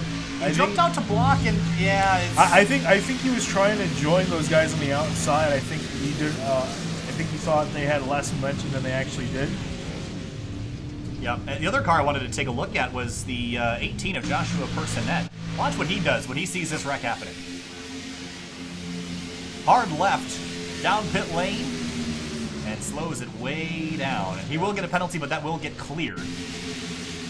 One more look at the situation that brought us under caution for the first time tonight. And unfortunate for the 22 to get collected in that. 87 hard right at the last second to miss that. So our first caution all the way at lap number 74. And we're going to see probably a lot of pit stops underway. So a lot of everyone from 8th on back has just hit pit lane. The front 7 have not. What's your thought on that? I mean, I would just come and splash and go, because I think if we come down to green white checkered, I feel like the leaders might not have enough gas. Might have enough for 1 attempt. 2, it's kind of stretching it. So I would just come down, top off on fuel, and get back out there. All right, so a little while ago I asked you to pick a driver that would win this race, and I don't remember who you said. I think you said Brandon Key. No, it's the 48. Oh, you did say the 48 of Nick Massey. I'm still going to stick with the 5 of Liam Sheen. He just got tires and fuel. I think this is going to be helpful, and I don't think it matters his track position, because he's probably the best person in this field that can get it. Yeah, I would say he's probably one of the best guys that could probably work through this field. I would say also, depending where he is, Robert Hill Jr. too. We haven't mentioned a whole lot of him. He's been all up and down the order tonight. Was scheduled to start in 2nd place, elected to take a UL start in the back. He moved up to the front in the top 4 within 20 laps. So he's also shown that he can definitely move himself up the order. He's only got 12 more spots to get up to the front. So Robert Hill Jr. again, I want to talk about the sponsor for a second, because this is pretty cool. So Spark VR, Spark Virtual Reality, it's a virtual reality arcade in Connecticut. And I think this is the coolest business idea ever. I really hope either they start more locations or someone else does, because I think it's a really cool idea. I think it's a genius idea. You go to a place, you don't have to invest in all the equipment, you don't have to worry about having a super nice computer. You can just go to a place, you pay a fee, you have fun with your friends. I think it's a spectacular idea, and Spark VR has been really awesome to us as well. They're also a big partner over on the Indy Elite Series side of things on Sunday nights. Yeah, they've shown our races too in the lounge as well. Yeah, which is really cool. So if you're ever in the Spark VR lounge in Connecticut, you can watch SYM TV action there. So, doubling up on our information here, Damien Leininger, I've been loving this 12 car. It looks great. It's been driving great. He's led 5 laps today, all at the beginning of the event. But I really like where he is right now, 2nd in line with a couple teammates in behind him. We've had 13 lead changes, and funny enough, that's the same number it was about almost an hour ago at this point. The start of the race was pretty frantic, and then it smoothed out, and we've been like this ever since. Yep, and I have a feeling a lot of that's about to change here, especially coming down only 25 laps to go. It's go time now. I think you really can't afford to lay back any longer.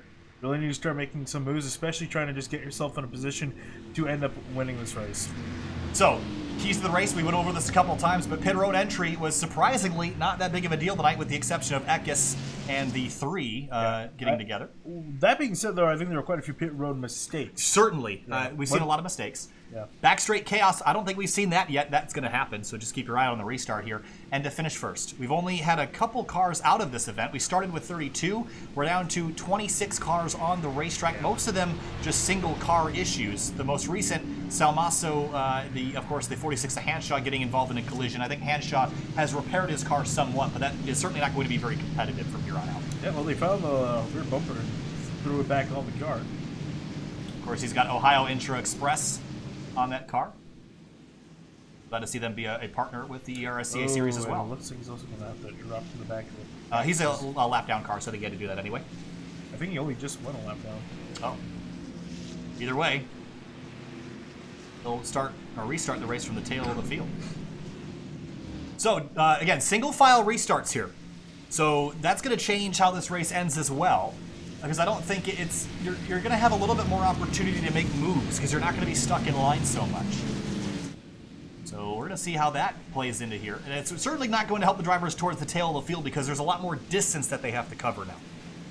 That being said, though, it does open up a lot more options, because these guys aren't in rigid lines side by side to really kind of prevent any movement. Obviously, you could try to make it through it, although I really don't think a lot of these guys would dare to do it until maybe the white flag lap. It's already sketchy, a little bit too wide. But I think definitely with it being single file, definitely opens up a lot more options for the guys who want to try to make a move to the outside. They're definitely going to go for it. I imagine we'll see William Sheen, Robert Hill, those guys definitely shoot to the outside as soon as they can. So, for the first time tonight, the pace car is going to peel off after a caution flag. This leaves us with just about 22 laps to go. Massey, Leininger, Key, Adams, Bolden, your top 5. Green flag back in the air, racing again in the ERSCA Pristine Auction.com series. 23 laps to go at Daytona.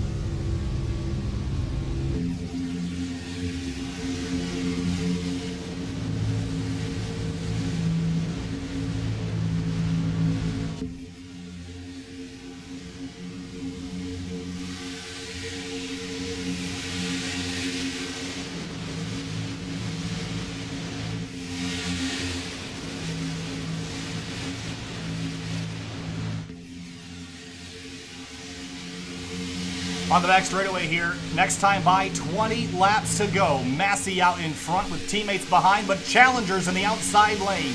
Lytle and the 51 of Scott Crump, who was in the midfield for most of the race, stuck a half a lap back. Now they're challenging for the lead here at Daytona. Yeah, this caution really helped give life to some of these guys, especially, remember, for a longest time. Whoa, bubble! Slip and slide for Leininger. Somehow he hangs on, but he got hit the apron a little bit, and that sent him wildly out of control in turn 4. Yeah, that kind of killed also the run on the inside lane. I think Lytle and Crump are going to use that to their advantage. But as I was saying, in this game, that caution gave a life to quite a few guys that were looking like they didn't have a shot. In fact, almost the entire outside line is full of cars now out of the lead pack. The 56, 51, the 08, the 9, and also there you see Robert Hill Jr. as well joining that pack, as well as the 86. I see a car at the back of this shot that is creeping back into the picture. That's that purple 69 of Christian Eckes. Again, had a pit road issue on the first pit stop of the night. Has been stranded about a half a lap down. Now he's got an opportunity to go back to the front. 20 laps to go, coming back to 19. Massey and Lytle side by side at the front of the field. If you're Liam Sheen and Eckes, do you dare make this 3 wide? That's another good point to bring up, because you see Lytle go to the front here, and Eckes and Liam Sheen are lined up again in the outside lane. Can they go to the front together? Caught up to that backpack. I imagine they're thinking about doing it. The problem is that outside lane there, it looks like they're kind of blocking 2 lanes at once. I think they're trying to prevent another lane from making a run. Robert Hill Jr. bails. He heads back to the bottom of the racetrack. Sheen and Eckes, they've got a lot of time. Maybe you let this settle down for a minute, but do you think it's going to settle down, or is it just going to be all out from here to the finish? Well, I think we're not going to see this race go back single file. It'll be amazing if we do. Everyone knows if it goes back single file. Whoa, there's a car in the background sideways on the apron in the middle of 3 and 4. Got it saved. I think it was the... Oh, up at the front, the 51 swung to the right to try to get to the outside of Tate Lytle. Wasn't able to do it. 18 laps to go, and a big shove from Crump to Lytle as they push forward and try to steal the lead away from Massey and crew on the bottom.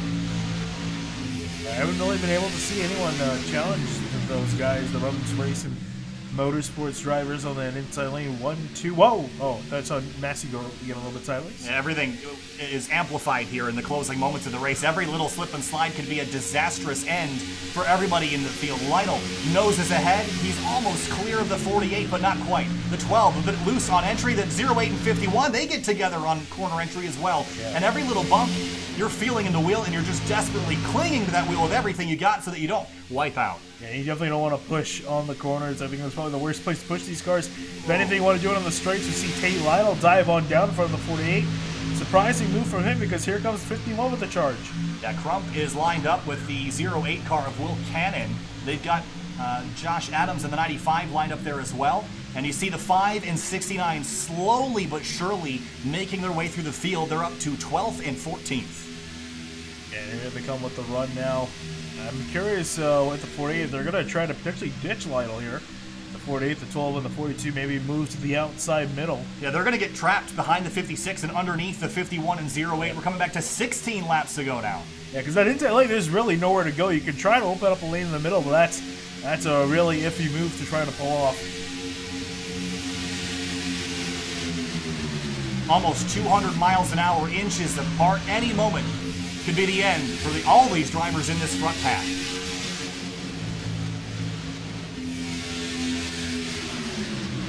Scott Crump lined up with the 08. I'm not sure. They don't seem to have quite as much energy as they did before, but now a bit of a shove. The 56 and 48 on the bottom. And I don't know if Massey really wants to push this 56 very far, but they're going to have to push him forward and out of the way if they want to get the lead back. Yeah, they were trying to keep that 51 and the 08 at bay. They weren't entirely hooked up on that outside lane. They only really had 3 cars together. So lost a little bit of steam. Now you see the 48 and 56 cleared as Massey jump up top. There he goes. Swings to the right and gets in front of the 51. Nick Massey wants control back, and he did a great move to the outside lane 15 laps ago from Daytona. In the background, you see the 5 and the 69 get together. They're coming forward inside the top 10 now. And Massey dropping back down in front of Lytle to secure that inside lane lead. Well executed maneuver by Massey to get control of this race back, but we're not done yet. 15 laps to go, still well over 30 miles. And the outside lane has the momentum. That's really been where the moves have been getting made. I think Sheen and Eckes are the ones that I want to watch as they continue their charge forward, shoving the field with them. And the 12 of Leininger's almost clear the 51. Will he jump up to the outside lane? I imagine he is. I mean, there's not really any point in not doing it. The problem is that gap closed up. He had it for a second. Bit of a bobble on the apron for a moment for the 12. He's going to gather it back up. Whoa. Swings back left. Swings back right. The car's out of control. The 38 There of you Taylor go. Bolden, 3 wide for a Liam moment. Sheen. He's going to back out of it. Had it for a second, but caught a little bit on the wall in turn 1. Really nervous right now. These cars look on edge. Track temperature maybe playing a factor in this. Not quite. It's really only 93 degrees. Shouldn't really be that hot. But again, the hotter the track is, the slicker it is. Yeah, there Liam Sheen goes with a decent run. Man, he's almost in the safer barrier, and he actually did get a piece of it. Wow. And Eckes looks like he's trying to follow him up there. Yeah, they're going to have to do this. This outside line isn't going to go anywhere unless they get big Oh, help. We're boy. going to be 3 wide for 5th place now. That's the 95 of Adams up the middle. 13 laps to go. We're checking them off and laying them down. Yeah, it looks like out of all that shuffling, looks like the 08 of Will Cannon. He's going to be leading that outside charge. Then it's Liam Sheen, Eckes, and also looks like Robert Hill's trying to join them as well. Oh man, they're slipping and sliding. 3 wide. Oh, the 38 and 9 almost got together in the middle of the pack. The 08 jumps up against the safer barrier with help from Sheen and Eckes. 3 wide for 3rd place behind him. Lytle leads the middle. Yeah, you got to pick a lane and stick with it. Massey dropped back quite a bit. No help from behind. Crump now to the here bottom. comes Crump to the bottom, to the inside of Lytle. Lytle in the middle. And how about Will Cannon and Liam Sheen on the top? I'm amazed that the 5 and 69 picked their way through all this, but now they're inside the top 5. The 08 a little bit loose out of turn 4. Lytle up the middle, but he can't block either lane. He's stuck there now with help from the 95. 12 laps to go at Daytona. Lytle is trying to control both the inside and the outside lane, but he can't control the inside and the middle lane. He can't control that outside lane. Here comes Cannon now. He's clear. Oh, the 51 on the apron. Jump back down again, trying to hang on to the car, slipping, sliding. The 56 and 95 going to get the run killed here as the 08 and 5 shove their way down the back straightaway. Here comes Liam Sheen. He's being aggressive, but it's been working for Eckes, trying to follow him on through. And then how about Will Cannon, too? I didn't really expect to see a whole lot of him out here in the lead and later going, but he's trying to wrestle away from Lytle. Yeah, Massey up the middle with help from the 9. The 08 comes down to cover that lane. Sheen has clean air on the nose of his Supra. The inside lane stacks up. Lytle gets a shove from the 95. Yeah, they're in the middle and the outside lane a little bit discombobulated at the moment. Adams to the middle now with help from the 08. Lytle, Whoa! trouble! Big crash, the 48 up on his lid. Terrible crash as they come through the tri-oval, and carnage with 11 laps to go. The 48, a disastrous impact to end his day. Yeah, that's the big one. Dorsey in the 9 torn up. And a whole bunch of other cars. The 08 of Will Cannon. Robert Hill Jr. Adam Pettit in the 57 got a piece of it. And that happened in a split second as well. And how quickly things go wrong at Daytona. In the closing moments, we're going to have a restart, but the 48 car was airborne. Yeah, that car is completely destroyed. He went upside down, airborne. And this is going to be a really wild wreck to watch. Let's see if we can find out. The 48 was the one that was up on his lid. Yeah, he was the one I think that got turned around first. Wow. He went this is wild ride. Here is the look at what happened here. And the 48 was middle, and the 12, they're going to get hooked together right there with the 5 of Sheen on the outside, who's going to get taken out in this as well as Eckes. The 48 tumbling on his roof, bouncing off the wall. Sheen goes underneath the 48 before the tumble begins for Massey. See Eckes torn up. Yeah, Robert Hill involved as well, the 9. And Eckes, and again, this is another angle. And even Sheen's car is kind of done up. He got a hard hit into the outside wall. That's not really going to do him a whole lot of favors, and then a lot of competitive cars taking down that wreck. We're going to watch it at full speed again.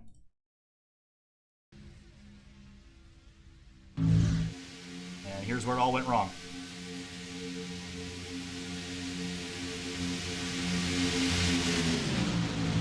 And how fast, I mean, that's just everybody.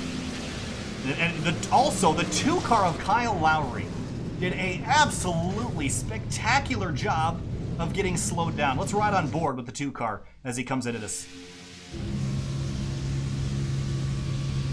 He really can't see a lot of this going on up ahead. Oh, I'm in the wrong car. There we go. Wow, what an angle. Watching the 48 pirouette. And right here, the 86 jumps on the brakes and, oh man. We'll go back and look at this one more time to get a better look at it. On board with the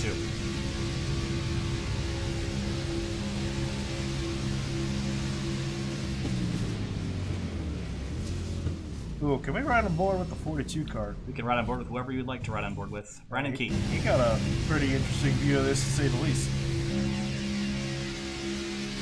Behind the 86 of Gaspar.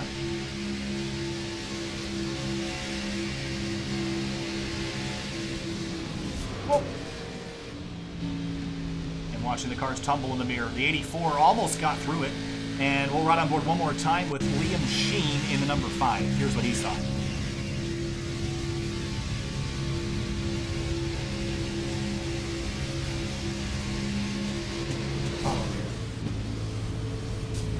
Drove through it. So our second caution of the night is the big one at Daytona. And we're going to come back to you live with coming back to 8 laps to go. And let's go through who is left in the race at this point. It's Tate Lytle, Joshua Adams, Crump, Key, Massey, your top 5. Although Massey still has yet to hit pit lane, and that car is not going to go very far. No. Kyle Lowry did a really good job getting through that wreck, and that car is, other than the dirt and rubber on it, it's squeaky clean otherwise. Yeah, it's been much exactly as it rolled off the truck at the start of the race. And it's kind of amazing, dude, to think that really the only guys that were at the front of the pack and avoided it were the 56, the 95, and the 51. Here comes Massey down onto pit road. The car is looking a little worse for wear. Someone's got to tell him the modified series is on Tuesday nights on SYM TV. Vincent Isabella in the 88, he's found himself inside the top 10, as has Marshall Stanley and Joe Francis. And Francis just got through that wreck. How about Zayshawn Duria? We haven't seen him for a good part of the middle of that race. And started up towards the front, started third tonight, and kind of dropped to the middle of the field. We haven't really seen him since, and here he is back in the picture. Back when it counts, and we're looking here for what could be our final restart under normal race length. Again, if we get a green-white checker, we will extend the race twice if we need to. Again, that is if the leader gets back to the white flag before the caution comes out, the race will be over when they come back around to the checkered. If the caution comes out before the white flag, we will reset, extend the race, and try again with a restart with 2 laps to go and add those laps as needed. These guys have done a really good job this race. Only 2 cautions tonight. Yeah, 2 cautions so far, and we talk about how entertaining this race was. The middle of the race, everyone got spread out, was just kind of running, and then we bunch them up with 20 to go. And how about that? Was amazing that they went that long without trouble. Yeah, especially 3 wide again. I can't express. I think we've seen these guys get a little bit sideways, but these cars are fairly hard to race. They're not easy to race, especially 3 wide at these speeds. So these guys have done a heck of a job so far in this race. I'm curious to see how this is going to finish out. So we should be expecting the 1 to green here. And Tate Lytle with the Days Gone By vintage racing apparel on the hood. Joshua Adams with Body Armor Super Drink. Scott Crump with the Low Line Racing car. Brandon Key with another Days Gone By car. Procore on the 2. Icky with the Mobile 1. And he's got, ooh, I like this. 2 teammates lined up 6th and 7th. Of course, they're going to be in different lanes, but I'm liking those 2 together. Yeah, not terrible. They can kind of mess around a little bit to try to get themselves in order. I'm sure they can come up with something. So we're going to be taking the restart here with 6 laps to go. All right. Well, if you were holding your breath before, you might as well take a deep one now, because you're not going to be able to blink for a couple laps. Definitely do breathe, though, because we don't want to be responsible. We don't want to be responsible. There's a disclaimer in there somewhere, I think. SYM TV is not responsible for you passing out from holding your breath for 6 laps. I almost passed out. The funny thing is, too, with a group of guys I used to race with, one of them, I don't know where we were racing at. I think it was Daytona or something of the like. And you know, you're saying how he realized that he didn't like take a breath for a while. Yep. He was just kind of holding his breath subconsciously because he was so focused in on these races. I'm sure a lot of these guys might almost be holding their breath. They're just going to be so focused. The adrenaline's going to be pumping through the system. At least it would be for me. At this point in the race, my hands are kind of starting to shake. My mouse is, this is probably too much information. My mouse is wet right now because I've been sweating watching this race, and we all know how intense Daytona can get. But again, single file restart setting up for what could be our final time under normal race distance. Again, we'll have 2 attempts at a green-white checkered if we need them. If we can get back to the white flag without a caution, the race will be official, and whoever gets back to the start-finish line first will be your winner. If we somehow have more cautions than we have green-white checkers, if the caution comes out before the white flag, the winner will go to the driver leading at the time of caution. Pace car is off. It'll be 6 laps to go from Daytona. Lytle in control. Green flag back in the air, and Daytona and the series opener trouble already. Cars slipping and sliding on the restart, not getting up to speed. A big stack. I'm not sure if that was someone missing a shift or what was the problem there, but we're going to remain green. We'll stay green. Everybody keeps it pointed in the right direction, but that kind of fractured up the field a little bit. Lytle and Adams are so far out in front. Crump might build a run here and be able to go around him in his 51 Supra. Yeah, I'm curious what is he going to do if he's going to pretty much have to take a run, and will he move to the outside? They got the run building. That's Kyle Lowry in the 2. He's going to bring the 51 with him. To the outside lane go the 2 Supras up at the front. Supra's on the outside, Camaro's on the bottom. Coming back now, 2 final laps to go. You can see how much that checkup has separated the rest of the field. We've only got 6 cars up the front. Yeah, the 2 Mustang teammates, Hickey and Isabella, they got separated, but here comes Crump to the outside. 5 laps to go from Daytona. Lytle leads the way. Adams in second, but the outside lane, only 2 cars up there. Is that enough? It might barely be enough here. I mean, they don't have really many cars to get past. If it was a bigger pack, it's a different story, but 2 might barely be enough. They might want 3, though, and I imagine a lot of these guys aren't going to leave. As I say that, there's Brandon Key. Whoa, he swung out to the outside lane, and up came the 95. They're going to leave Lytle stranded on the bottom, and just like that, it was 2 cars on the top, now it's 2 on the bottom. 4 cars in the outside lane. Teammates working together, trying to lead and control this race. There you see them split up. Adams going to get sucker hold here if he doesn't pull back down in front of the 56. He gets there, but it might have been a little bit of a late block. Lytle has to lift the 51, pushing the 42 to the front. Behind him, the 18 of Joshua Personette and Richard Lafferty, who's back on the lead lap after all that in 7th and 8th. No, I said at one point I thought that his race is pretty much over, not just yet. And how are these guys just not giving up? Here they come. They're going to turn a 6-horse race into an 8-horse race. If Lafferty wins this race, I'm going to send him some SYM TV merchandise. Oh, look at the run they have. They have a huge run onto the back straightaway. 3 laps to go next time. By Adams is in command. I don't think they're going to be able to go anywhere with it. No, they're just going to kind of join at the tail end of the pack. And Isabella, he's got a couple cars lined up. Johnny Thomas is back on the lead lap as well, so we're not totally done here. A lot of the cars that were stranded laps down early are now in control of a second group of cars that could catch the first. Yeah, I think the only problem with those guys, I think they're going to be able to catch up this lead pack. I don't know if they're able to do anything. See a little bit of slipping and sliding here. 3 laps to go at the line. Key with a run with there it big is. crash again. The 4 around, caution out, and the 88 clobbers. Oh, and the second pack gets absolutely destroyed. And Lowry involved, as is Johnny Thomas. Johnny Thomas actually saves it. Wow, he actually might have gotten away with a lot, but we will have our first green-white checkered of the night. Robert Hill Jr. damaged in that. Lafferty might have gotten away with just a little bit of damage. Stanley involved. Lowry, Isabella, Already that car is completely destroyed. Isabella might be able to continue on. So our race will be extended. Let's go back and see what triggered this caution. And this was really the front group that got together. It was the 4 car I saw first swing to the right. That was Dylan Hickey. Here's a look from up above. Coming out of turn 4. It's at the 51, and the 4 is going to swing right. And I wonder if the 2 gets turned. No, the 2 just gets loose in the tri-oval. And that's where it all starts. In the second pack, nowhere to go. The 2 car absolutely obliterated. The 10 involved. Yeah, I want to take a look on board with the 83 of Johnny Thomas. He went for a very long slide, to say the least. Saw the crash, turned left. A little bit, oh, he did get the wall pretty hard on the inside lane. Slipping, sliding, locked up the brakes, and almost a very Kyle Busch-esque I was going to say, he's got a fake Kyle Busch because they paved it after that. And watch the 2 right here. Oh, it just gets clobbered twice. Yeah, that car is definitely done for the night. The 88 also getting a big piece of this. Vincent Isabella.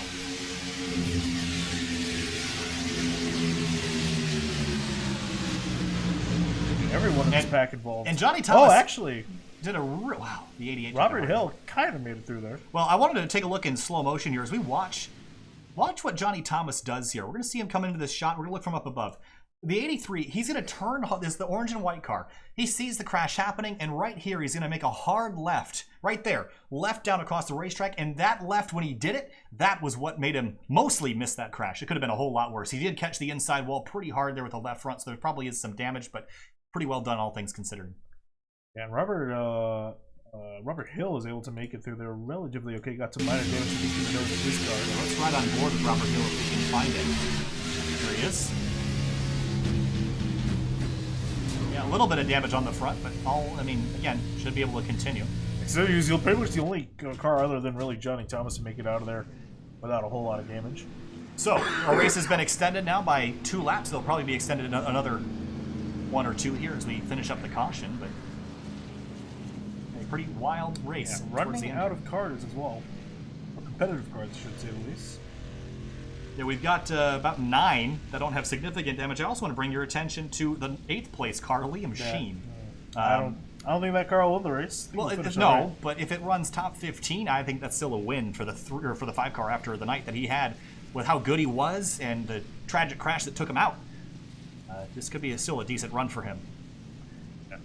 Funny thing, looking at this race, the team owners I think were pretty happy around up until lap 75. No cars really crashing. Now, after this lap 75 mark, millions of dollars have been lost. Millions and millions and millions and millions. Cody Stewart definitely be upset. Yep. Do we crash enough cars today, you think? And the funny thing is, and I guess that's not really, I guess we expected this, is we went green for 74 laps before having our first caution. But again, considering how hard, we saw quite a few close calls in that 74 lap stretch. It was amazing these guys didn't bring out a caution. Still, I mean, was only what, our 3rd caution? Only the 3rd caution of the night, yeah. So it's and it's been pretty clean and green for the most part. And the lights should be out on the pace car. No, we're gonna go at least another 2 laps here. And now let's talk about fuel situation. I think everybody should be okay. This should be good for at least 1. Well, granted, that's including 3 including a couple caution laps. Yeah, I think they'll be definitely good for 1. Through my checker, 2, they're definitely going to be pushing it. So this race was originally 103 laps and 247 miles. You can see with just a couple extra laps how many more miles that tacks onto the race. And we've seen really the longest fuel run be 34 to 35 laps, and that's about what it's going to be here with some cautions. So if you get another green white checkered, we might have to see some drivers hit pit lane that haven't already.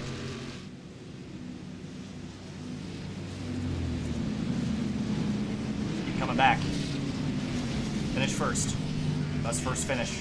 Yeah, I'm sure a lot of these guys at this point probably don't care about that. No. Because I think, looking at it, we've only got 20 cars on the lead lap. A lot of those cars still very much destroyed, so I feel like a lot of these guys are just kind of going for it. If they finish 15th, well, they've gone for the win. kind of getting to that point. So we've thinned out the field a little bit. Yeah, quite a lot of it. And your pick, I think, was my pick went flying upside down. Okay, oh, Massey, that's right. I keep forgetting who you picked. Yeah. Did anybody of us say Brandon Key earlier? Because we should have. Yeah, I mean, there's quite a few cars to pick. One time I picked 3 cars, so I didn't do that this time, but I guess if I were to have a second pick, it would probably be the 42 of Brandon Key, looking pretty good. Also, I mean, we haven't really talked about Tate Lytle a whole lot, really, because he hadn't been a factor in this race until the last quarter of it. But he's also looking pretty racy, and especially considering there's only really the 95 of the 42 left teammates working together. They don't really have a whole lot to defend from coming up and behind. And just dropping through the field to see who else is in this fight. Joe Francis in the 50. Setting up a down day.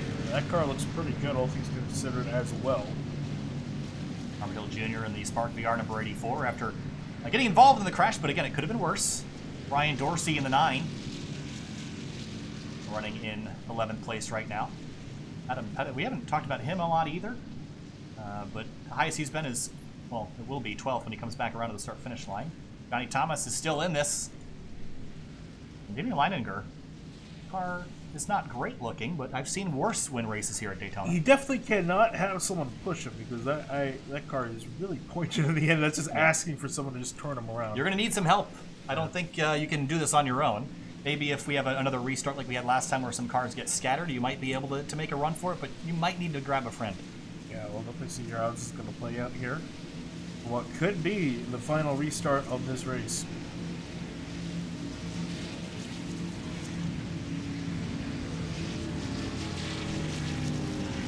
Actually, speaking of cars, don't believe that Max Casilla is still on the little lap. I can't believe that. That car is modified edition. It's shortened up about 2 or 3 feet, and I don't think it would pass inspection if you brought it next week. Also, the amount of drag that they're is going to be enormous. First green-white checker of the night. It'll be 2 laps to go. We're going to switch to the vertical ticker, or excuse me, the horizontal ticker, because the vertical one quits working after the scheduled distance has finished. Actually, I don't actually know if that's still true anymore. I would think it still is, but here we go. Coming back to the green. 2 laps to go. Green flag back in the air here from Daytona.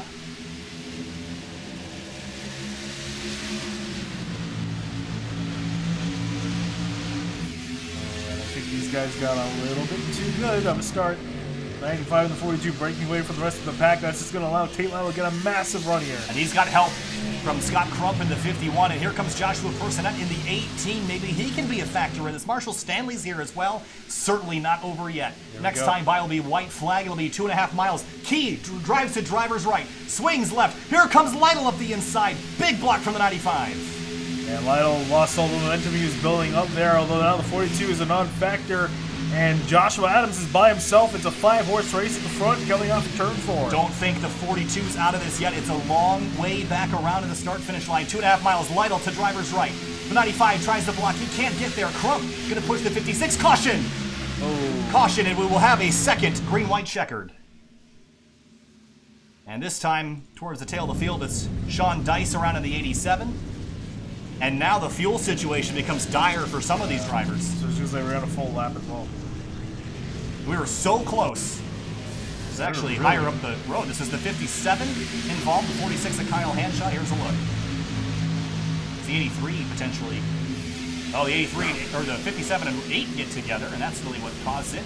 Yeah, this is right before the leaders were coming back to the line. Oh, did the 8 car get clobbered when he was back on the track? That's where the 87 got into it. Yeah. Here's a look from up above. The 8 and 57 tangling. Watch, the 8's going to slide back across the track and just catches. That's the 12 of Damian Leininger, I believe. All right, so now we're going to head back up because I want to see what the fuel situation is going to look like, because Joshua Adams has been out on the racetrack. Actually, I don't know if he's been the longest one out here. We've seen some drivers be out here for quite some time. Yeah, Scott Crump, he's definitely good. He's one of those drivers that came down, if I'm not mistaken, on that lap 75 caution. Yes. So he's definitely good to the end. Lytle Adams, it's looking a bit iffy. Again, if you got to be saving fuel, potentially. Actually, let's try them more. I'm curious if they are trying to do anything or if they feel like they're fine. They don't seem to be shutting the engine off or anything. I think they're just having the 4th gear. Could be. I guess they feel confident.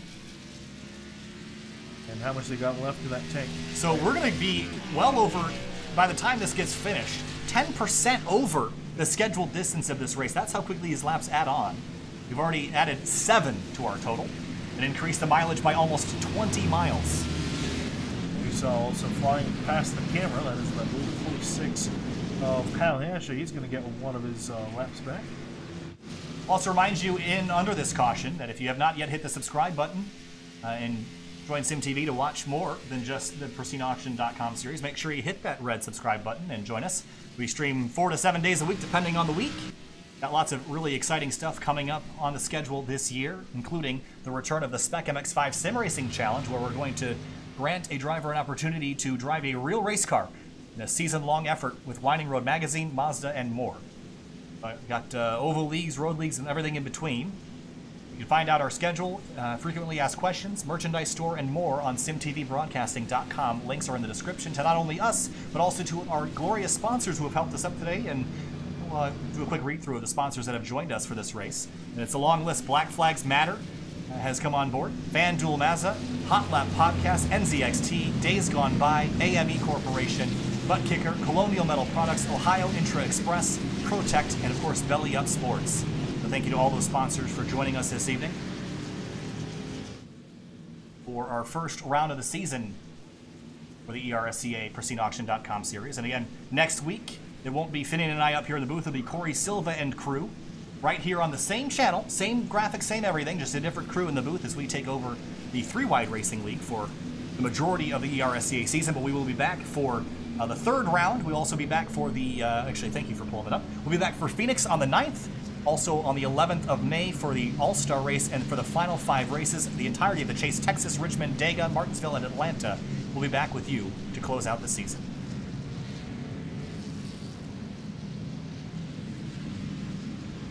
Picturesque views here at Daytona International Speedway, and it's been a heck of a race.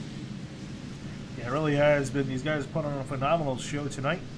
A little bit caution heavy in the later parts, but I think that's kind of really why we were lacking in the cautions. Well, guys are saving it up for the end. I said earlier that, you know, when you have a lack of cautions for the first majority part of the race, you have too many cars left. And Daytona has a number of cars. It has a quota. And if Daytona doesn't tear up X number of cars, then it really wasn't a race at Daytona, was it? So it's almost like Daytona's got its own miles monster. This place is more of a monster sometimes than Dover can be. But it's a triumphant victory if you win here. And with so many eyes tonight, I imagine there's a lot riding on this victory for a lot of drivers in this field. Tonight, actually, we've got almost 50 people watching. I don't know how many were watching at one point. No, it's been about 30. I had it up on the screen 30-ish? the whole time. Yeah, about 30, mid-30s to it's been growing in the later parts. Pretty high. Yeah, it's been growing in the later parts thing due to the amount of guys that retired. Yeah, so thank you again for everybody for joining us this evening. Again, my name is Kyle Heyer, and next to Finian DeCuna, we've been doing SYM TV since February of 2018, just past our 2-year anniversary.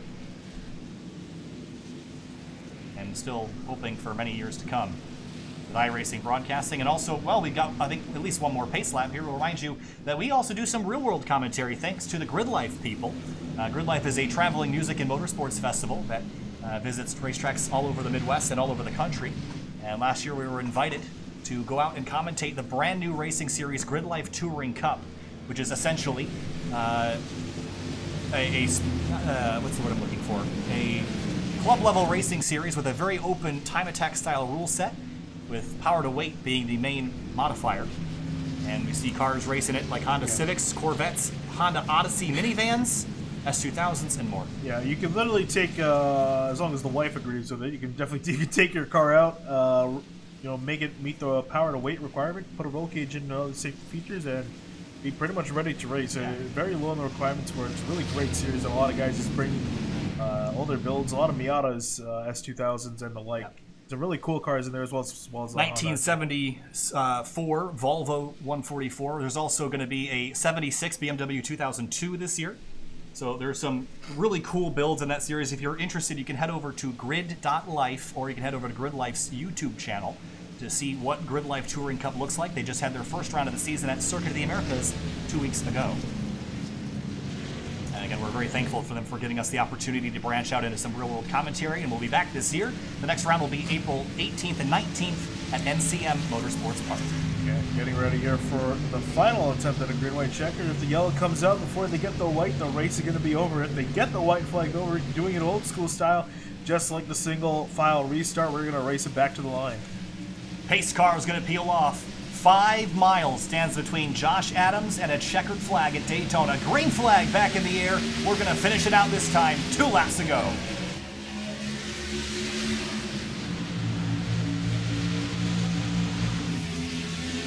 Brandon Key taking a look to driver's right. I'm not sure if Personette wanted to go with him yet, but maybe they'll caution out immediately, and that is going to end the race. And cars stopped already. Kyle Lowry in the 2. And in a very anticlimactic end of the race, that's it. That's all she wrote. Barely the guys got into the first quarter. Curious what happened here. And we'll update you on the standings in just a moment, but we first have to go back and see what happened. The 2 of Lowry, the 44. Oh, what happened? Was that Hanshaw? That was Hanshaw. Oh, man. I don't like the look of that at the first glance. Drove up into a hole that really wasn't there to begin with. That was fairly irresponsible, I'll say that. Yeah, I think he thought the gap was going to open up. I think he thought the 44 that was in that silver and green car was going to go up high. Unfortunately, it didn't go up high enough. And yeah, that was not really how you want to see the race end, unfortunately. And I feel bad for Lytle Crump and more. Yeah, I think Lytle's going to be kind of slamming his wheel a little bit. Had a shot again. He was supposed to be out. Crump, Personette, Key all had a shot. Adams is going to be a very happy man, though. Yeah, didn't have to bother to hold anybody off. He's going to go to victory lane, just provided he can make it back to the start-finish line. But again, you never really want to see a race end like that with cars at the tail of the field that are too damaged to continue, really, and triggering a caution that ends the chance that drivers going for the checkered. So hopefully there'll be a learning experience there for some drivers. But checkered flag will wave this time by in a very anticlimactic finish after 109 laps of action, 9 laps over what we expected. It will be Josh Adams in the number 95 car in his body armor sponsored Camaro. He will go to victory lane in the first round of the season with Tate Lytle right behind. Front Personette, Key, the rest of your top 5. Stanley, Hill, Dura, Francis, and Dorsey, the rest of your top 10. Liam Sheen comes home 11th in his number 5. Johnny Thomas in 12th. And drivers that ended up crashed out of this one, Christian Eckes in 28th after tonight's event.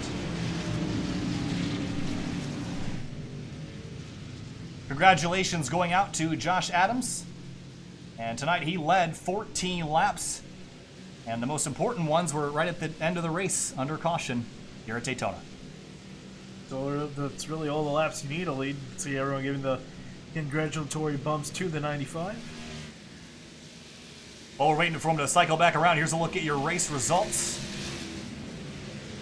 18 lead changes, and for whatever reason, the caution flag, oh, there it goes, as the race officially goes official.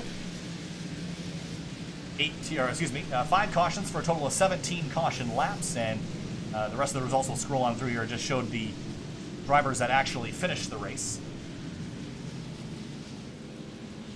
And we'll come back to show you the rest of the results here shortly after the 95 does the celebration. Put yourself in position, Finney. That's all Josh Adams did, and that's how you win at a plate track.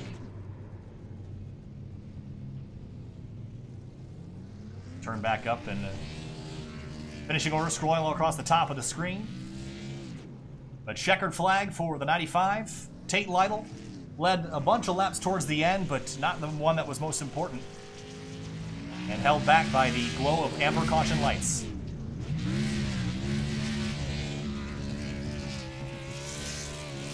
Reminds me of the 2004 Daytona 500 with Dale Jr. sliding through the grass. And Adams, we'll talk to him here in just a moment, so don't go anywhere. We're going to talk to Lytle Crump, and we're going to talk to a few other drivers. Well, maybe we'll get Liam Sheen in here and talk to him as well after the night that he had. But celebrations for Adams will be back in just a couple minutes. Stay with us. We'll be back in about 4 minutes.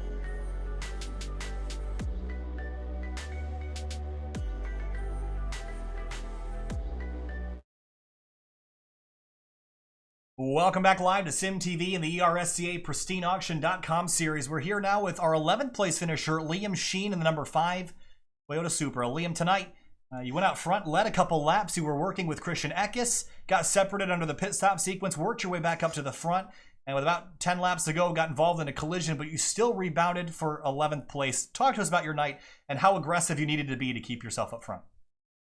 Yeah, we had to get to the bottom as soon as we could. Me and Christian, I decided just to go with him since he was in a Supra and didn't really have that many teammates out there. So I decided I might as well just work with him, and we got ourselves 1 and 2. And I was kind of surprised that we were starting to check out from everyone else. I don't know what was going on behind us, but we had 2 really fast cars. Under the pit stops, I saw Christian get hit in the back end. Yeah, it stunk that we got separated, but found some, other partners to work with at the 03. He did a great job pushing me, and, both times we pit.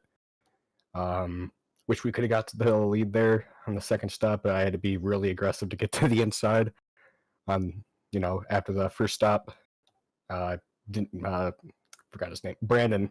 Brandon wasn't really happy with that, but I had to do what I had to do there. And then at the end, me and Christian, we worked out something to just work together there, and we got to the outside, and we were pulling a good group of cars. Just cut it too close there, and yeah.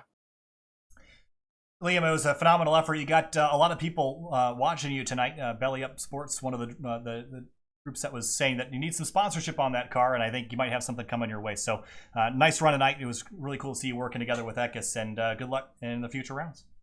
Yeah, thanks. On now to our who we got now, third place finisher, Scott Crump in the number 51. Scott, tonight was a pretty wild race towards the end, ended up under caution and probably negated any chance he had at going up to the front and trying to steal away a victory. But it was kind of an up and down night for a lot of drivers, you included. You were as high as first, you led a couple laps, as low as 25th, but it was third place. What'd you need to go up there and beat Josh Adams other than a couple more laps of green flag racing? Yeah, I think we had him there at the end. We just needed a lap or two or just finish under green. Daytona tonight with the single file restart, so when it got down to kind of the very end, those single file restarts, do you think they help or hurt your chance at a run there towards the end? I think they honestly they help because you were able to strategize and work with the guy in front of you and lay back a little bit, and then you'll get a big run on them so you can make big passes.